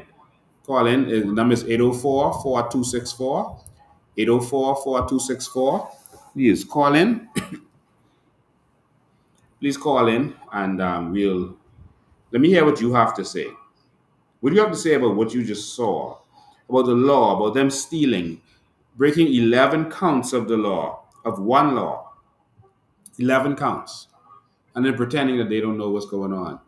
Do you think we got much more stealing to come? Is there much more stealing that happened that we don't know about it? What do you think? All right. So how do you feel about? I'll take some from chats also.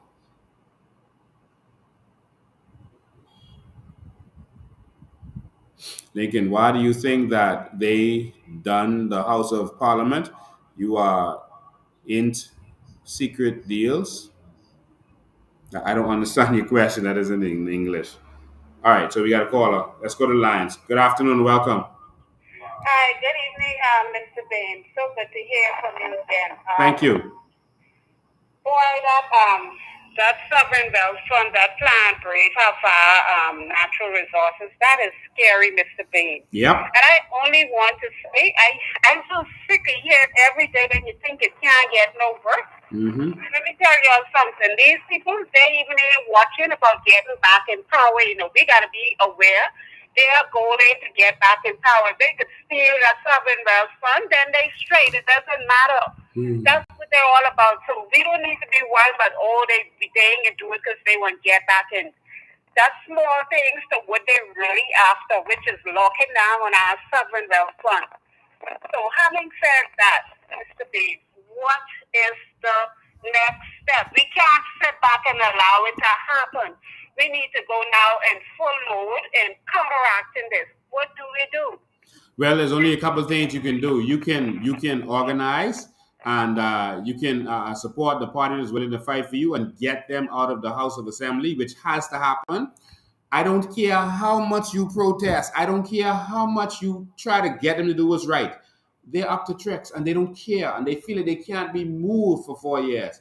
So the only thing that terrifies them right now is another party or other members of parliament getting in there who are not a part of their system. They are terrified of another party taking over this country, because then they're going to be exposed as partnering to gang rape us for all these years. That is the only thing that moves them. They don't care how much marches you have. They don't care about any of that stuff. They care. So then we don't, then we gotta wait until 4 years when they would have already done their damage. That's my point. What do we do to stop this? Look, Once, there's only one way to stop this. You have to hit the streets and take the House of Assembly and threaten them with removal. The question is, we need to start organizing, Mr. Bean. Now we tired of hearing the talking. Now they tired of that. yeah, me We too. have to do something. Me too. And as you know, I don't do much of the talking. I'm out there fighting them. I'm there in their face. You know, the Bahamians have to determine if they are ready to stand up and fight for what's theirs. I can tell you that based on everything that I'm seeing, our land is going to be gone. Our citizenship is going to be gone. Our voting rights is going to be gone. It's going to be watered down and gone because of what they're doing. And corruption is going to rule in this country. There's going to be nothing left for our children if we don't stand up. Let's save ourselves the stress. Election is our least worries right now. We have to plan to move these people out of office before the 4 years. We have to make that clean and simple knowledge. We have to get in the ghetto areas and we have to spread this message. Yes. They're not getting the message. So I implore y'all, please put together a strategy. Go in each of the grassroots areas and educate the people. Everybody don't have data and internet to hear these things on social media. We have to get in the grassroots areas. We have to have a plan. We have to come together and say, okay, that's enough, and we come into our house and go downtown and remove these people before they do the damage. And we have no other records. We don't. You live in New Providence? Yes, I do.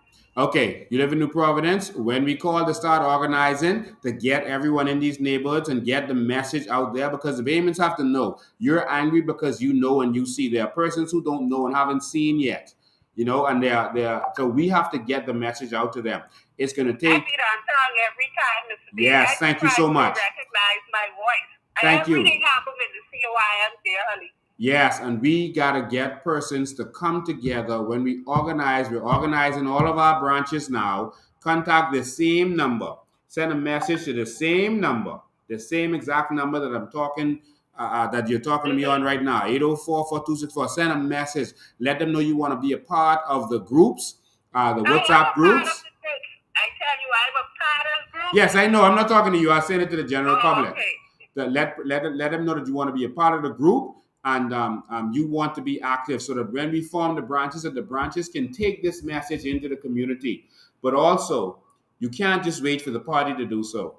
All right? It takes a lot of time, effort, etc. to do that. You got to spread the word. You got to spread that message to everyone you talk to. You got to talk sense to them. All right? And so that's what needs to happen. But we're in the fight. We're going to make this fight happen. We're going to continue to organize, and we're going to give them help. Now we have to, from the top, Mr. Bean, from your voice, from your mouth, we need to hear, okay, this is the plan. Yes. That all sounds good, what you're saying, but because of the criticality of this thing, we have to address this like now. We can't play around and just, go as normal with this. We have to deal with this situation. Yes, I agree. Know it ain't happening. I agree. In our country, we would not have nothing left if we go at this pace. Yes. Thank you for your call. All right. So we're getting some other calls. Wild call 804-4264, 804-4264, the number on the screen. All right, we got another caller. Good afternoon, you're live. Hello, good night, Lincoln. Good night. To the caller would just call you. Only thing I would tell her to do, Mom, Bahamas, just evangelize. Same thing with Lincoln being saying from last year, evangelize. Tell your friend, tell your neighbors. If you're in the food store, strike up a conversation about the COI movement. If you're in the wash house, same thing. That's all you got to do is evangelize. And the best way to market something is by word of mouth. That's all I have to say. Just spread the message to your family and friends. You see? Yeah. Every time you spread it, the other people would spread it too. But Lincoln, I want to catch you 406, man. You got that? 406? No, man, I don't gamble. I don't even have an account. But I hope my family caught it because my age comes every year. Well, I gotta set you. I gotta get your account, boy. No, man, I don't have an account with none of those companies. I don't gamble, man. I take my risks in business. So win, lose, or draw, that's how I take my risks. But watch this, Lincoln. The Bible said, when the righteous in power, the people rejoice. When the wicked people in power, the people mourn. Yeah. So I give you a quick Bible analogy. Go ahead. You remember, because you're a Bible man. You remember when Daniel, he was in the king's house and it was a writing on the wall. He began to pray. When he began to pray, he got the interpretation, right? Yes. He got the interpretation in minutes. But watch this now. That was one king. That was Nebuchadnezzar. When the other king took over, I think he was the Medes and Persian, took over, right? And he prayed to God for an answer. How long did it take him to get an answer? 21 days. Yeah. And the reason for the 21 days is because, when the wicked in rule, guess what happens? It's a different principality that overshadowed that nation. So it's hard for your prayers to be penetrated. Yeah. Your prayers it can be hard to penetrate when the wicked. I'm telling you, it can be more harder. Yes. Financially, economically, it can be harder. Because the wicked in rule, Nebuchadnezzar wasn't as wicked as this Medes and Persian leader. Yeah. You see, so like a man like you, we got the Spirit of God in you, right? People talk about Moses and Joshua leadership. Listen to me, you know Moses and you know Joshua. Guess who you are? You are Nehemiah. You building the wall, and guess what? You're going to let Tobias down, distract you to come down off your wall. You continue building that wall, my brother. Yeah, man. Our modern day Nehemiah. Thank God you, bless man. Thank you. God bless you. 804-4264 is the number you can call in. The outright theft of this nation is happening right now. They've been stealing. Yeah, we showed you documents of Perry Christie and Ingram, what they've done with national insurance, and we've shown you documents of the Aragonite deals, etc. And so this has been happening. We got to wake up. Good afternoon, you're live. Good afternoon, you're live. Hello? Yes, you're live. Hello? Go ahead, you're live. Yes, I don't know if persons were taking note of something that was very important, and I think they may have missed. I think it was last year sometime that you were saying that the Bahamas would have to pay a certain amount of money to the IDB on our debt. I think it was $1 billion or something like that Brave those would have to come up with. Do you remember that figure? Yep. Right. The first figure they had to come up with was $2 billion by September. Okay. And coincidentally, September has just gone, and there's been no announcement of that money being paid. So I'm going to have to take it that money was not paid. That loan was not paid. And coincidentally now, here it is that they are introducing this initiative by the IDB. I mean, 2 + 2 will always be 4. And I believe strongly that this is a condition of them not meeting that loan. If you take a look at Brave, when Brave was, his reading seemed to be scripted, as if someone handed him something and he was reading all that. I think they knew that. Yeah, I'm with you 100% on that. 100%. You know, the country's in trouble, and I told everybody that these guys, they weren't even flinching. They weren't even worried that they had to come up with this money.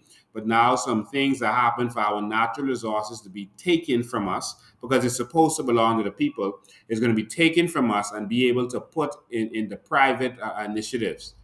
All right? And so this is how they're stealing from us. That contract, or whatever you want to call it, or that list of, or that clause, or whatever you want to call it, for them breaching that loan. This was ever in the works, and they knew it. They knew that had they not paid that loan, the IDB had something set up for them to enact, so that they could secure that money, or basically control their economy and whatnot. And it's a common thing that happens in poorer, smaller countries by these larger international organizations. Yeah. And Brave them knew about it. And here it is, coincident. Like I say, I don't believe in coincidences. That money was supposed to be paid in September. September gone. Here we are in October. It just so happens that the IDB, that they are now recommending something that was handed down by the IDB. That ain't no coincidence. Yes. Yes, I agree with you 100%. Thank you for your call, man. I appreciate it. No problem. Someone says, "What our babies gonna have? What our babies gonna have if they're giving the wealth away? They're gonna have nothing. They never wanted Bahamas to have anything, so it's not gonna be anything new. We just kept voting for parties and treating it like a sports, pulling for a sports team.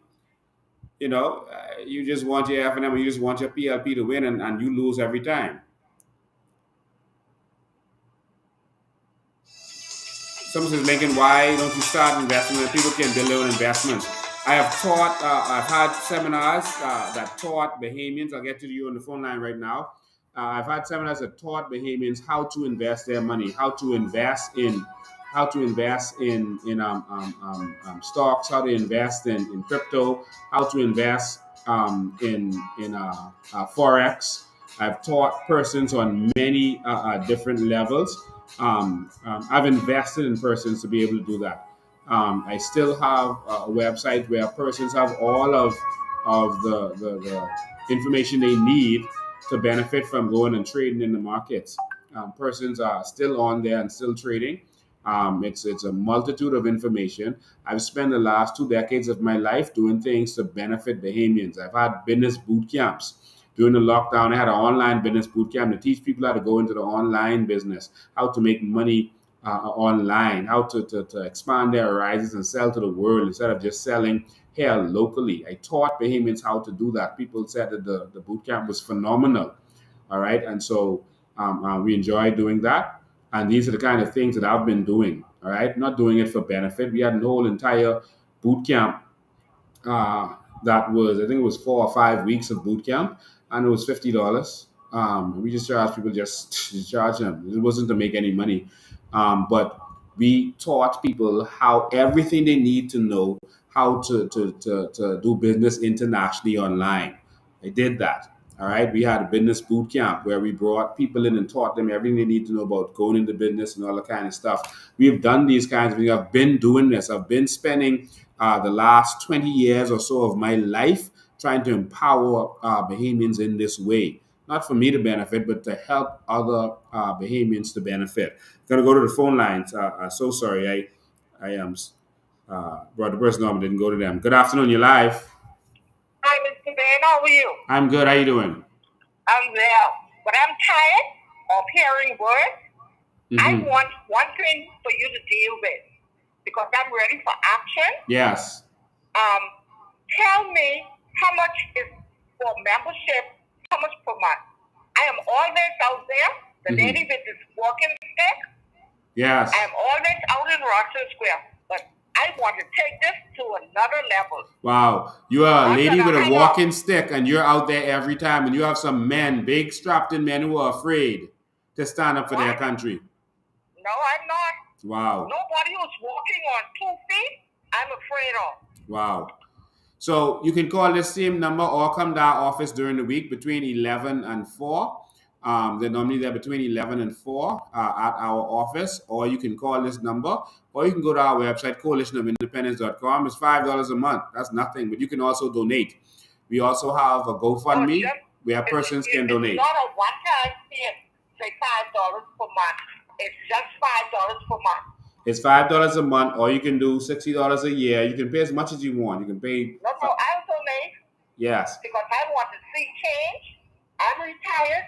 I want to see it for my children. I want to see it for my grandchildren. Yes. Okay? Thank you so much. Thank you too. All right. Thank you. Appreciate your call. 804-4264 is the number. You can call in and express yourself. Let them know how you feel, what you think about what's been going on.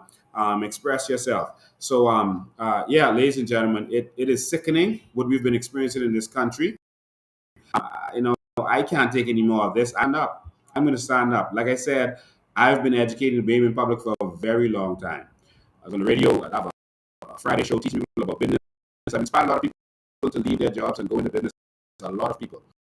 I started taking people to China because I believe that if we could cut out the middleman and take them to China, that it would be beneficial. I took hundreds of Bahamian business persons to China so that they could take themselves to the next level. hundreds of them. I've done a lot of things in Power Bahamians over the years, and a lot of people might forget a lot of things that I've done and been involved in. But everything that I've done has been to empower the Bahamian people. And this is the final effort. This is the big one. This is the finale. And this is that every Bahamian should benefit from our natural resources, but the government is now trying to steal from us. I told you it was coming. And that every Bahamian should be empowered and put first in our country. This is it. This is what it is. So the government is passing this legislation saying that they want to be able to partner with the private sector to do this and that, to do these endeavors, but they don't need a new law to do that. It's already allowed in the law. The government partners with the private sector to do Bank of the Bahamas. Alive. The government has partnerships in Alive. BTC. The port. So the government is already doing that. So this is not about being able to put things in place to partner with the private sector. They already do public-private partnerships. They've been doing that. This is an effort to steal our natural resources. That's all this is about. Nothing else.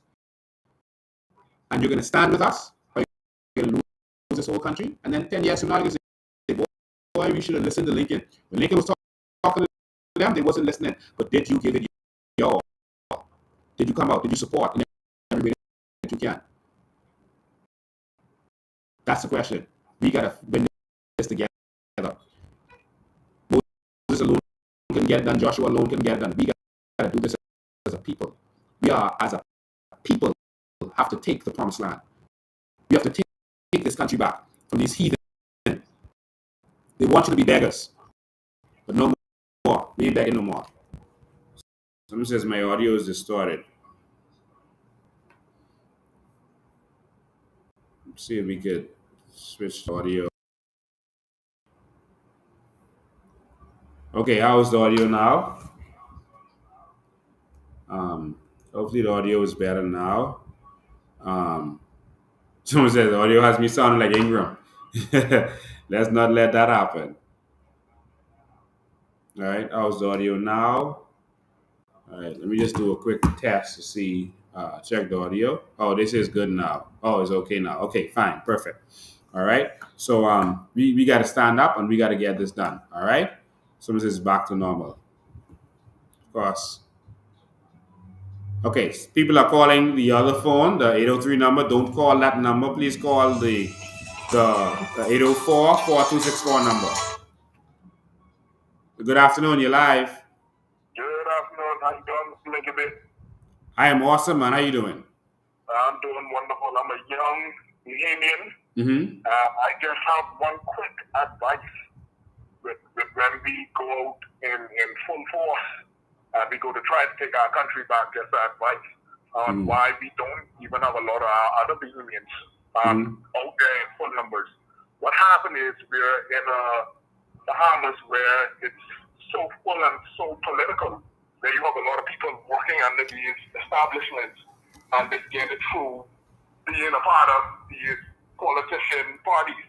Yes. Now, what my advice would be, like how they were back in the day, if we could have a day where you do it in different communities and you have your collision meetings, where we could come out in full force, silently, with masks on, with our collision shirts,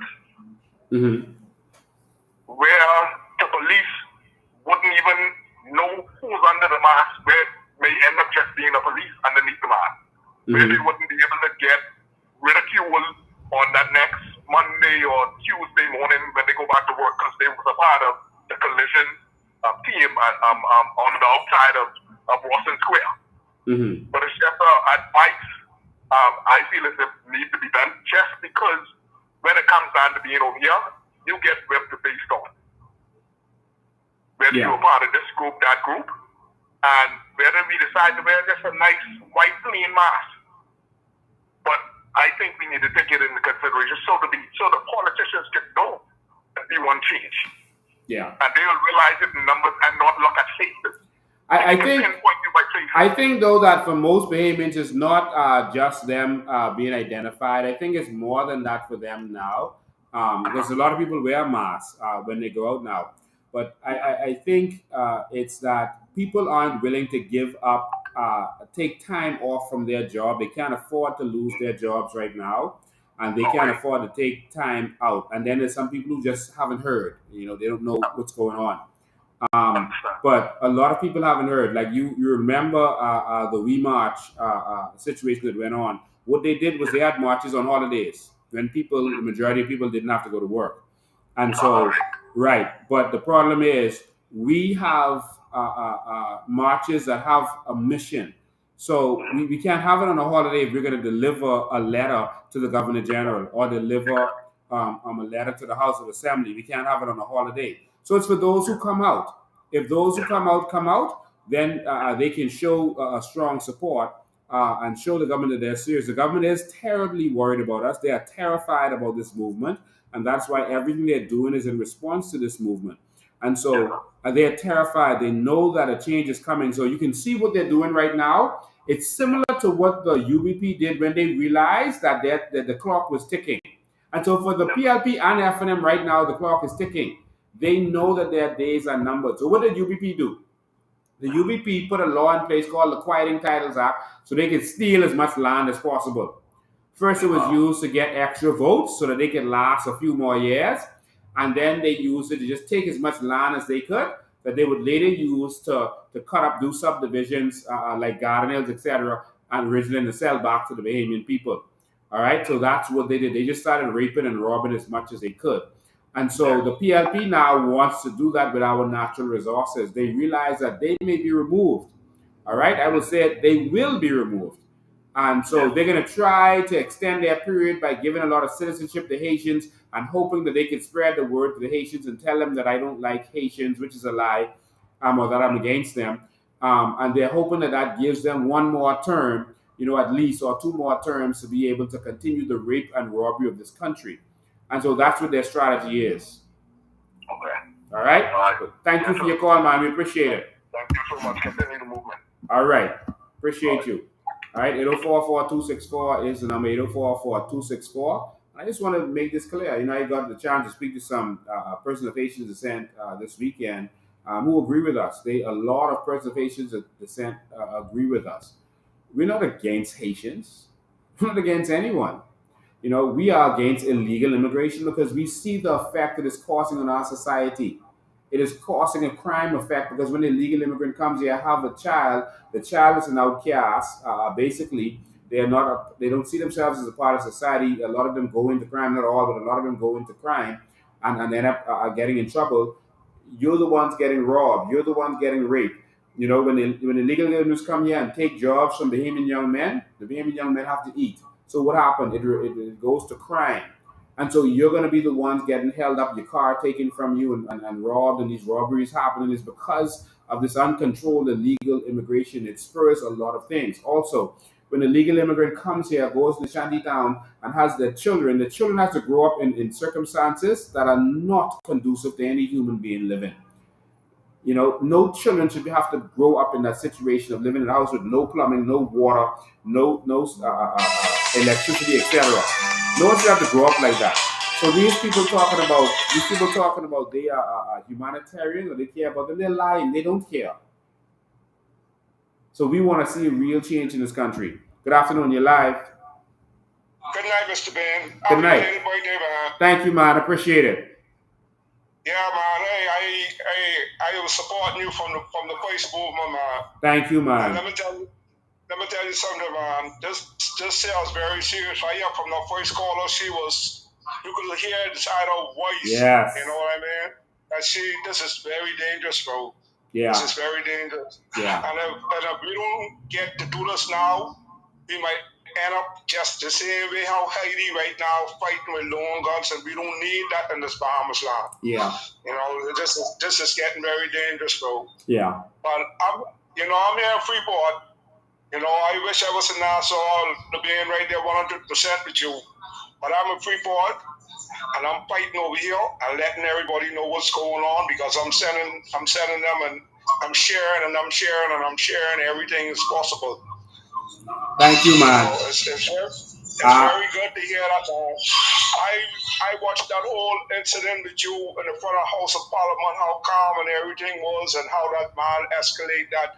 But I want you to take a look and watch that preview of that same House of Assembly that day. To look how Wayne Monroe was in his phone, because I was listening, I was watching you on TV, and I was listening to the House of Assembly. And I watched Wayne Monroe at the same time that incident was going on. Wayne Monroe was inside his phone. He wasn't even paying attention to the House of Assembly. Wow. If you look at that, I'm telling you, you will see how Wayne Monroe was inside his phone. Thank you, man. Yeah, man, and keep the movement on, man, because I'm over here fighting for the same thing, bro. Thank you, man. I appreciate it. We'll be in Grand Bahama. Our whole executive team will be in Grand Bahama in short order. We should be there by next month. We got a trip to the UN, and then we're gonna be in Grand Bahama. And God bless you and safe trip to the UN and bring out the exact words what need to be said so we can get this thing sorted out. We can't take no more of this. Thank you, man. We cannot take no more. Thank you. Okay? All right. You have a blessed night, man. All right. So for all of you, just a quick reminder that we will be having a fundraising event. The Women's Alliance of the Coalition of Independence is having Gather for the Feast, so it's going to be at our Pinewood office. The tickets for the food is $15. I think that's the best price in the country for Thanksgiving. So please support us. You're saying you support the movement. Make sure you are here. Make sure you get your tickets. If you don't get your ticket in advance, which we advise, please be here. We've already spent a lot of money to make sure that this goes off. Make sure you support us. The movement takes money. It has to happen. And so we need your support. Even the parties have been around for a long time. They have to have their fundraisers. They have their car wash, their boat cruise, and everything else that they're doing to raise funds. And they've been stealing the people's money for generations. And so we need your assistance to get this done. We got to make this happen. All right. So make sure you're here. And that's on November 24th. And make sure you get your ticket. It's only $15. All right. So thank you for your support. And make sure if you want to be active in any one of our movements, make sure you're active in the women's, the men's, etc. All right? I'm going to go to the phone line. Good afternoon. You're live. Good evening, Mr. Ben. How you doing today, sir? I am awesome. I'm just calling to let you know I'm over here in Florida, and I support you 110%. Thank you, man. Thank you. Also, I just have a few questions. Number one, like regarding the natural resources, shouldn't there be a vote on anything before any action go on? Shouldn't it be a vote on that by the people? I mean, because that's regarding your natural resources and what's going to happen with it with the future. So I think ethically it should be, but we know that the PLP and FNM are not ethical institutions. So we know that we know that they're doing this just to steal from the Bahamian people. So we have to decide what we're going to do. Also, I think it should be a freeze on citizenship application and grants.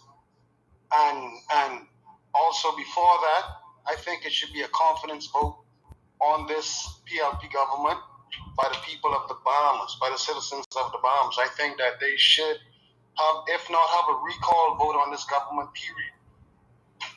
You know, because I don't think... Well, actually, they're going to be passing around this week. They're going to be having persons sign a petition for no confidence vote in this government for various reasons, for their failure on illegal immigration, selling out our country, et cetera, et cetera. And so they're going to be passing around and looking for volunteers in order to have the papers distributed.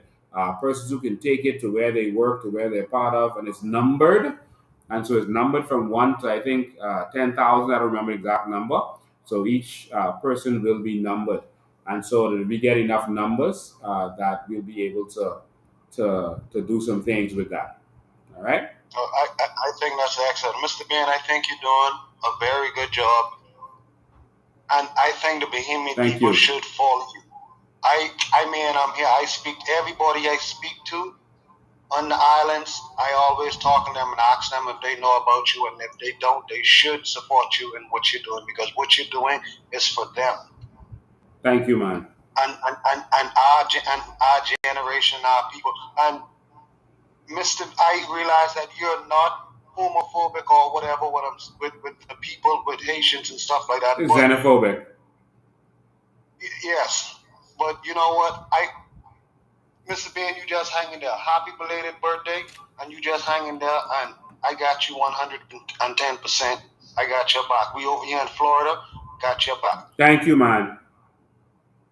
All right, appreciate it. And when you decide to go to the United Nations, just hit me up. I'll go with you. All right. Yeah, there's a couple of people in America already deciding to go with us. So so we're gonna organize that. All right. All right, sounds great. All right, just send a message to this phone. Let me know you have intentions to go with us because you're already over there. All right, I will do that. Thank you, man. All right. So, ladies and gentlemen, we got to take this country serious. We're going to let them know exactly what's going on. Someone had a statement here. They were hoping that they said I was hoping Lincoln comment on that. I'm not sure what that is. If I commented on it or if I didn't. If I didn't, you can put a comment now because I'm looking. If it's something you wanted me specifically to comment on, to answer your questions, I'm gonna have to wrap up now. I was only supposed to do an hour today, but you know, when you get in that zone, you know, you tend to keep going. All right. So, ladies and gentlemen, we need a change in our country. We need a desperate change. You know, Steve McKinney's show on Friday. I heard about the show. I didn't get to really listen to it. I heard a little piece of it on the end because someone told me about it. I think they were talking about the illegal immigration. Listen, we have to get serious about this.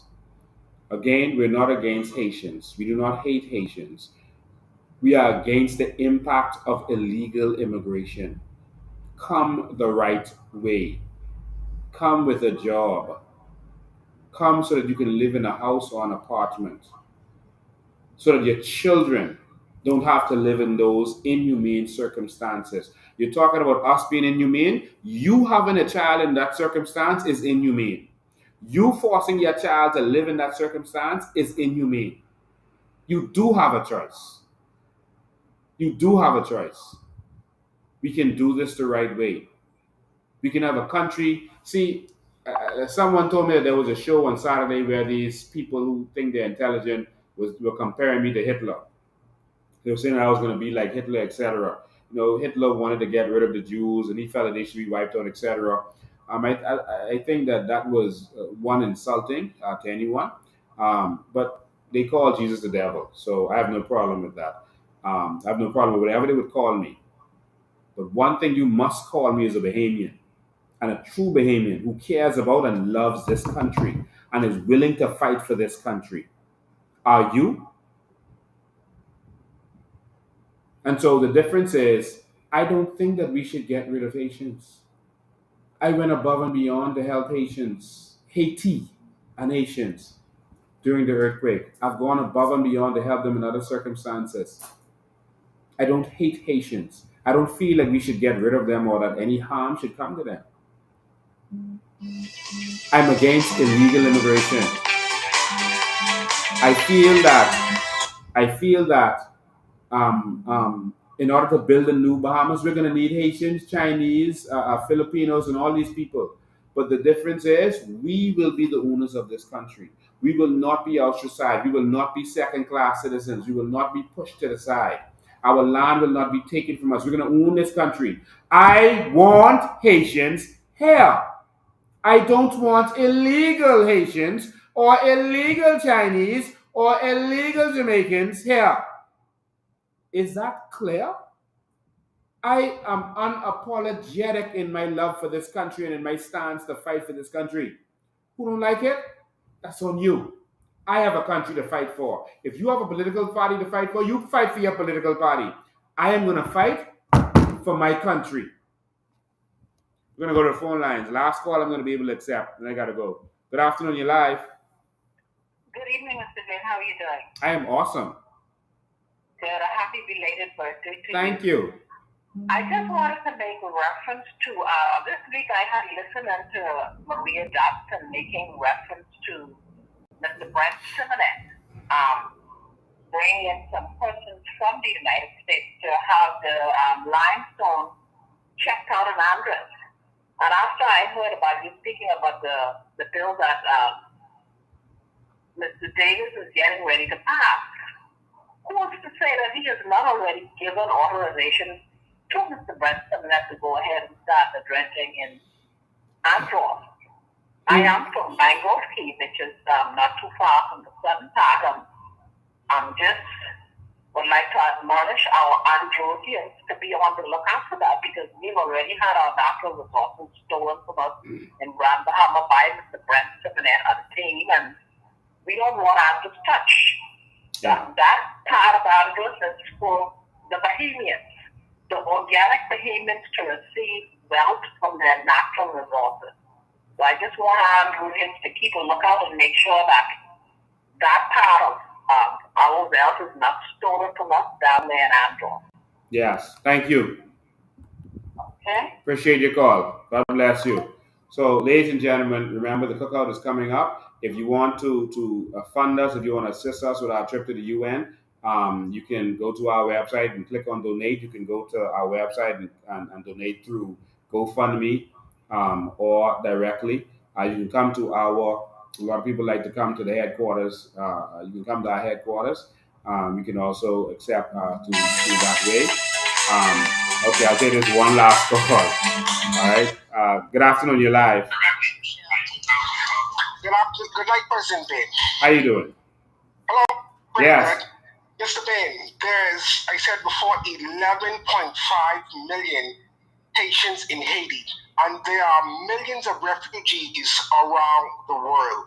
The PLP seems like they want to open up the floodgate here, and we only have 200,000 organic Bahamians, and out of that, there's unemployment.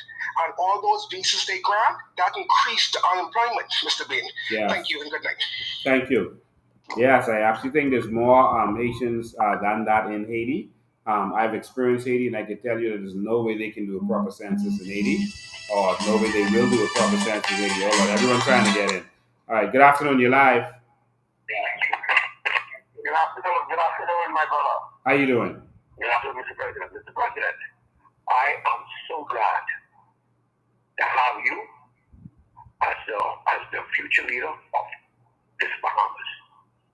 My brother, I spoke with a Rastafarian, and he said to me, because that brother stand up in the forest with a gun, he said him and all of his Rasta brothers and that, it's time for them to start voting.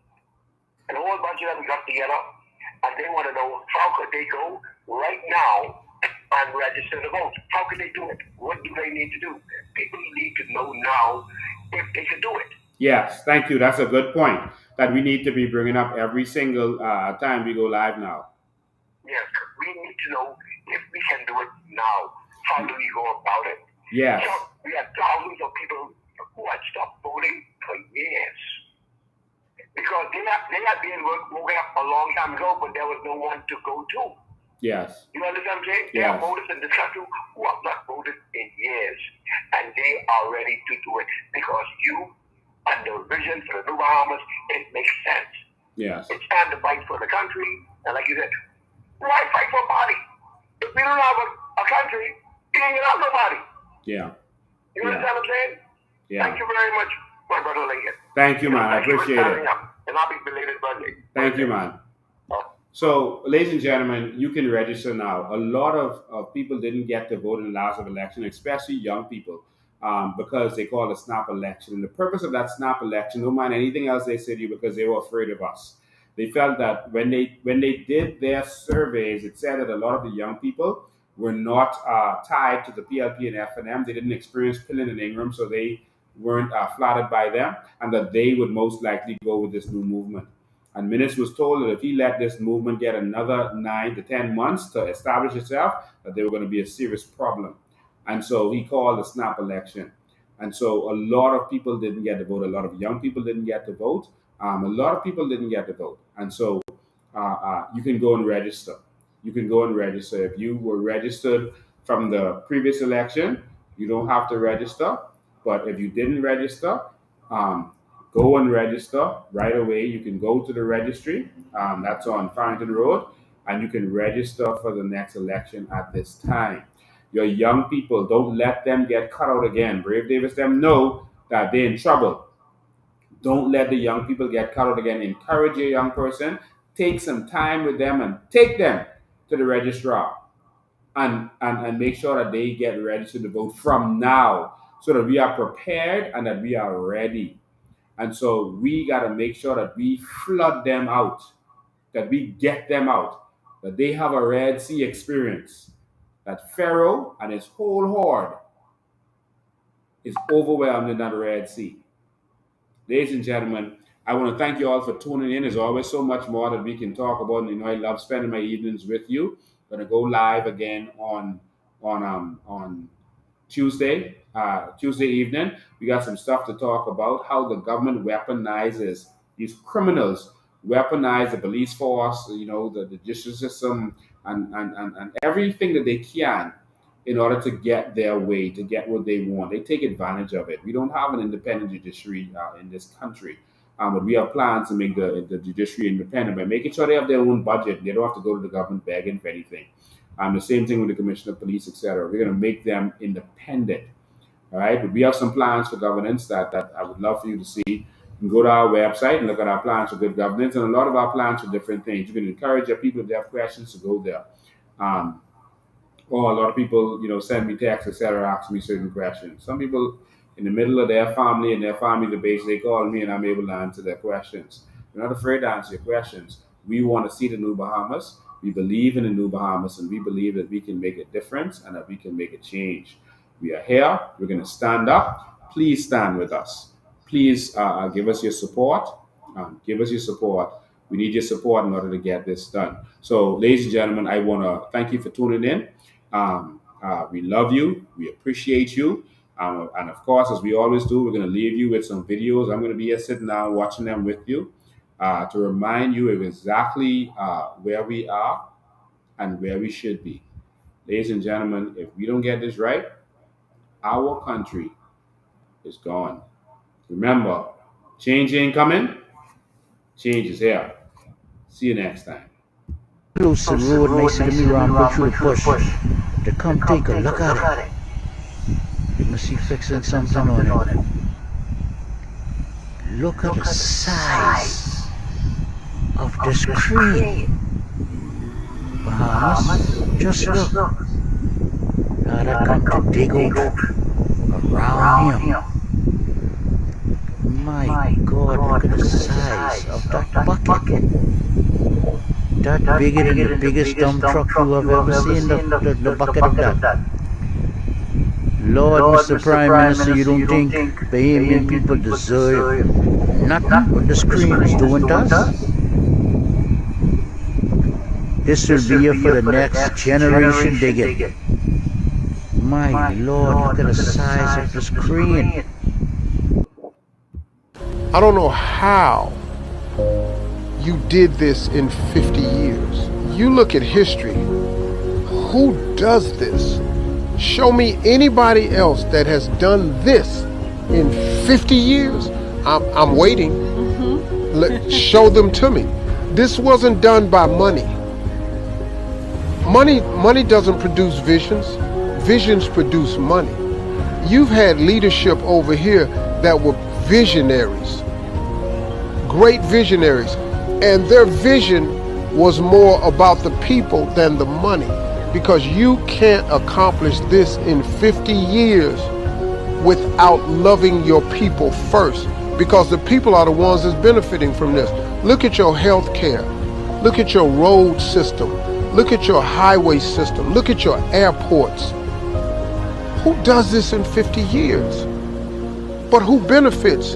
You're going to care about those people. It's something to be learned about what's been done over here that could be duplicated in the world, because there's people with this much money. You just don't have people with this much love for their people.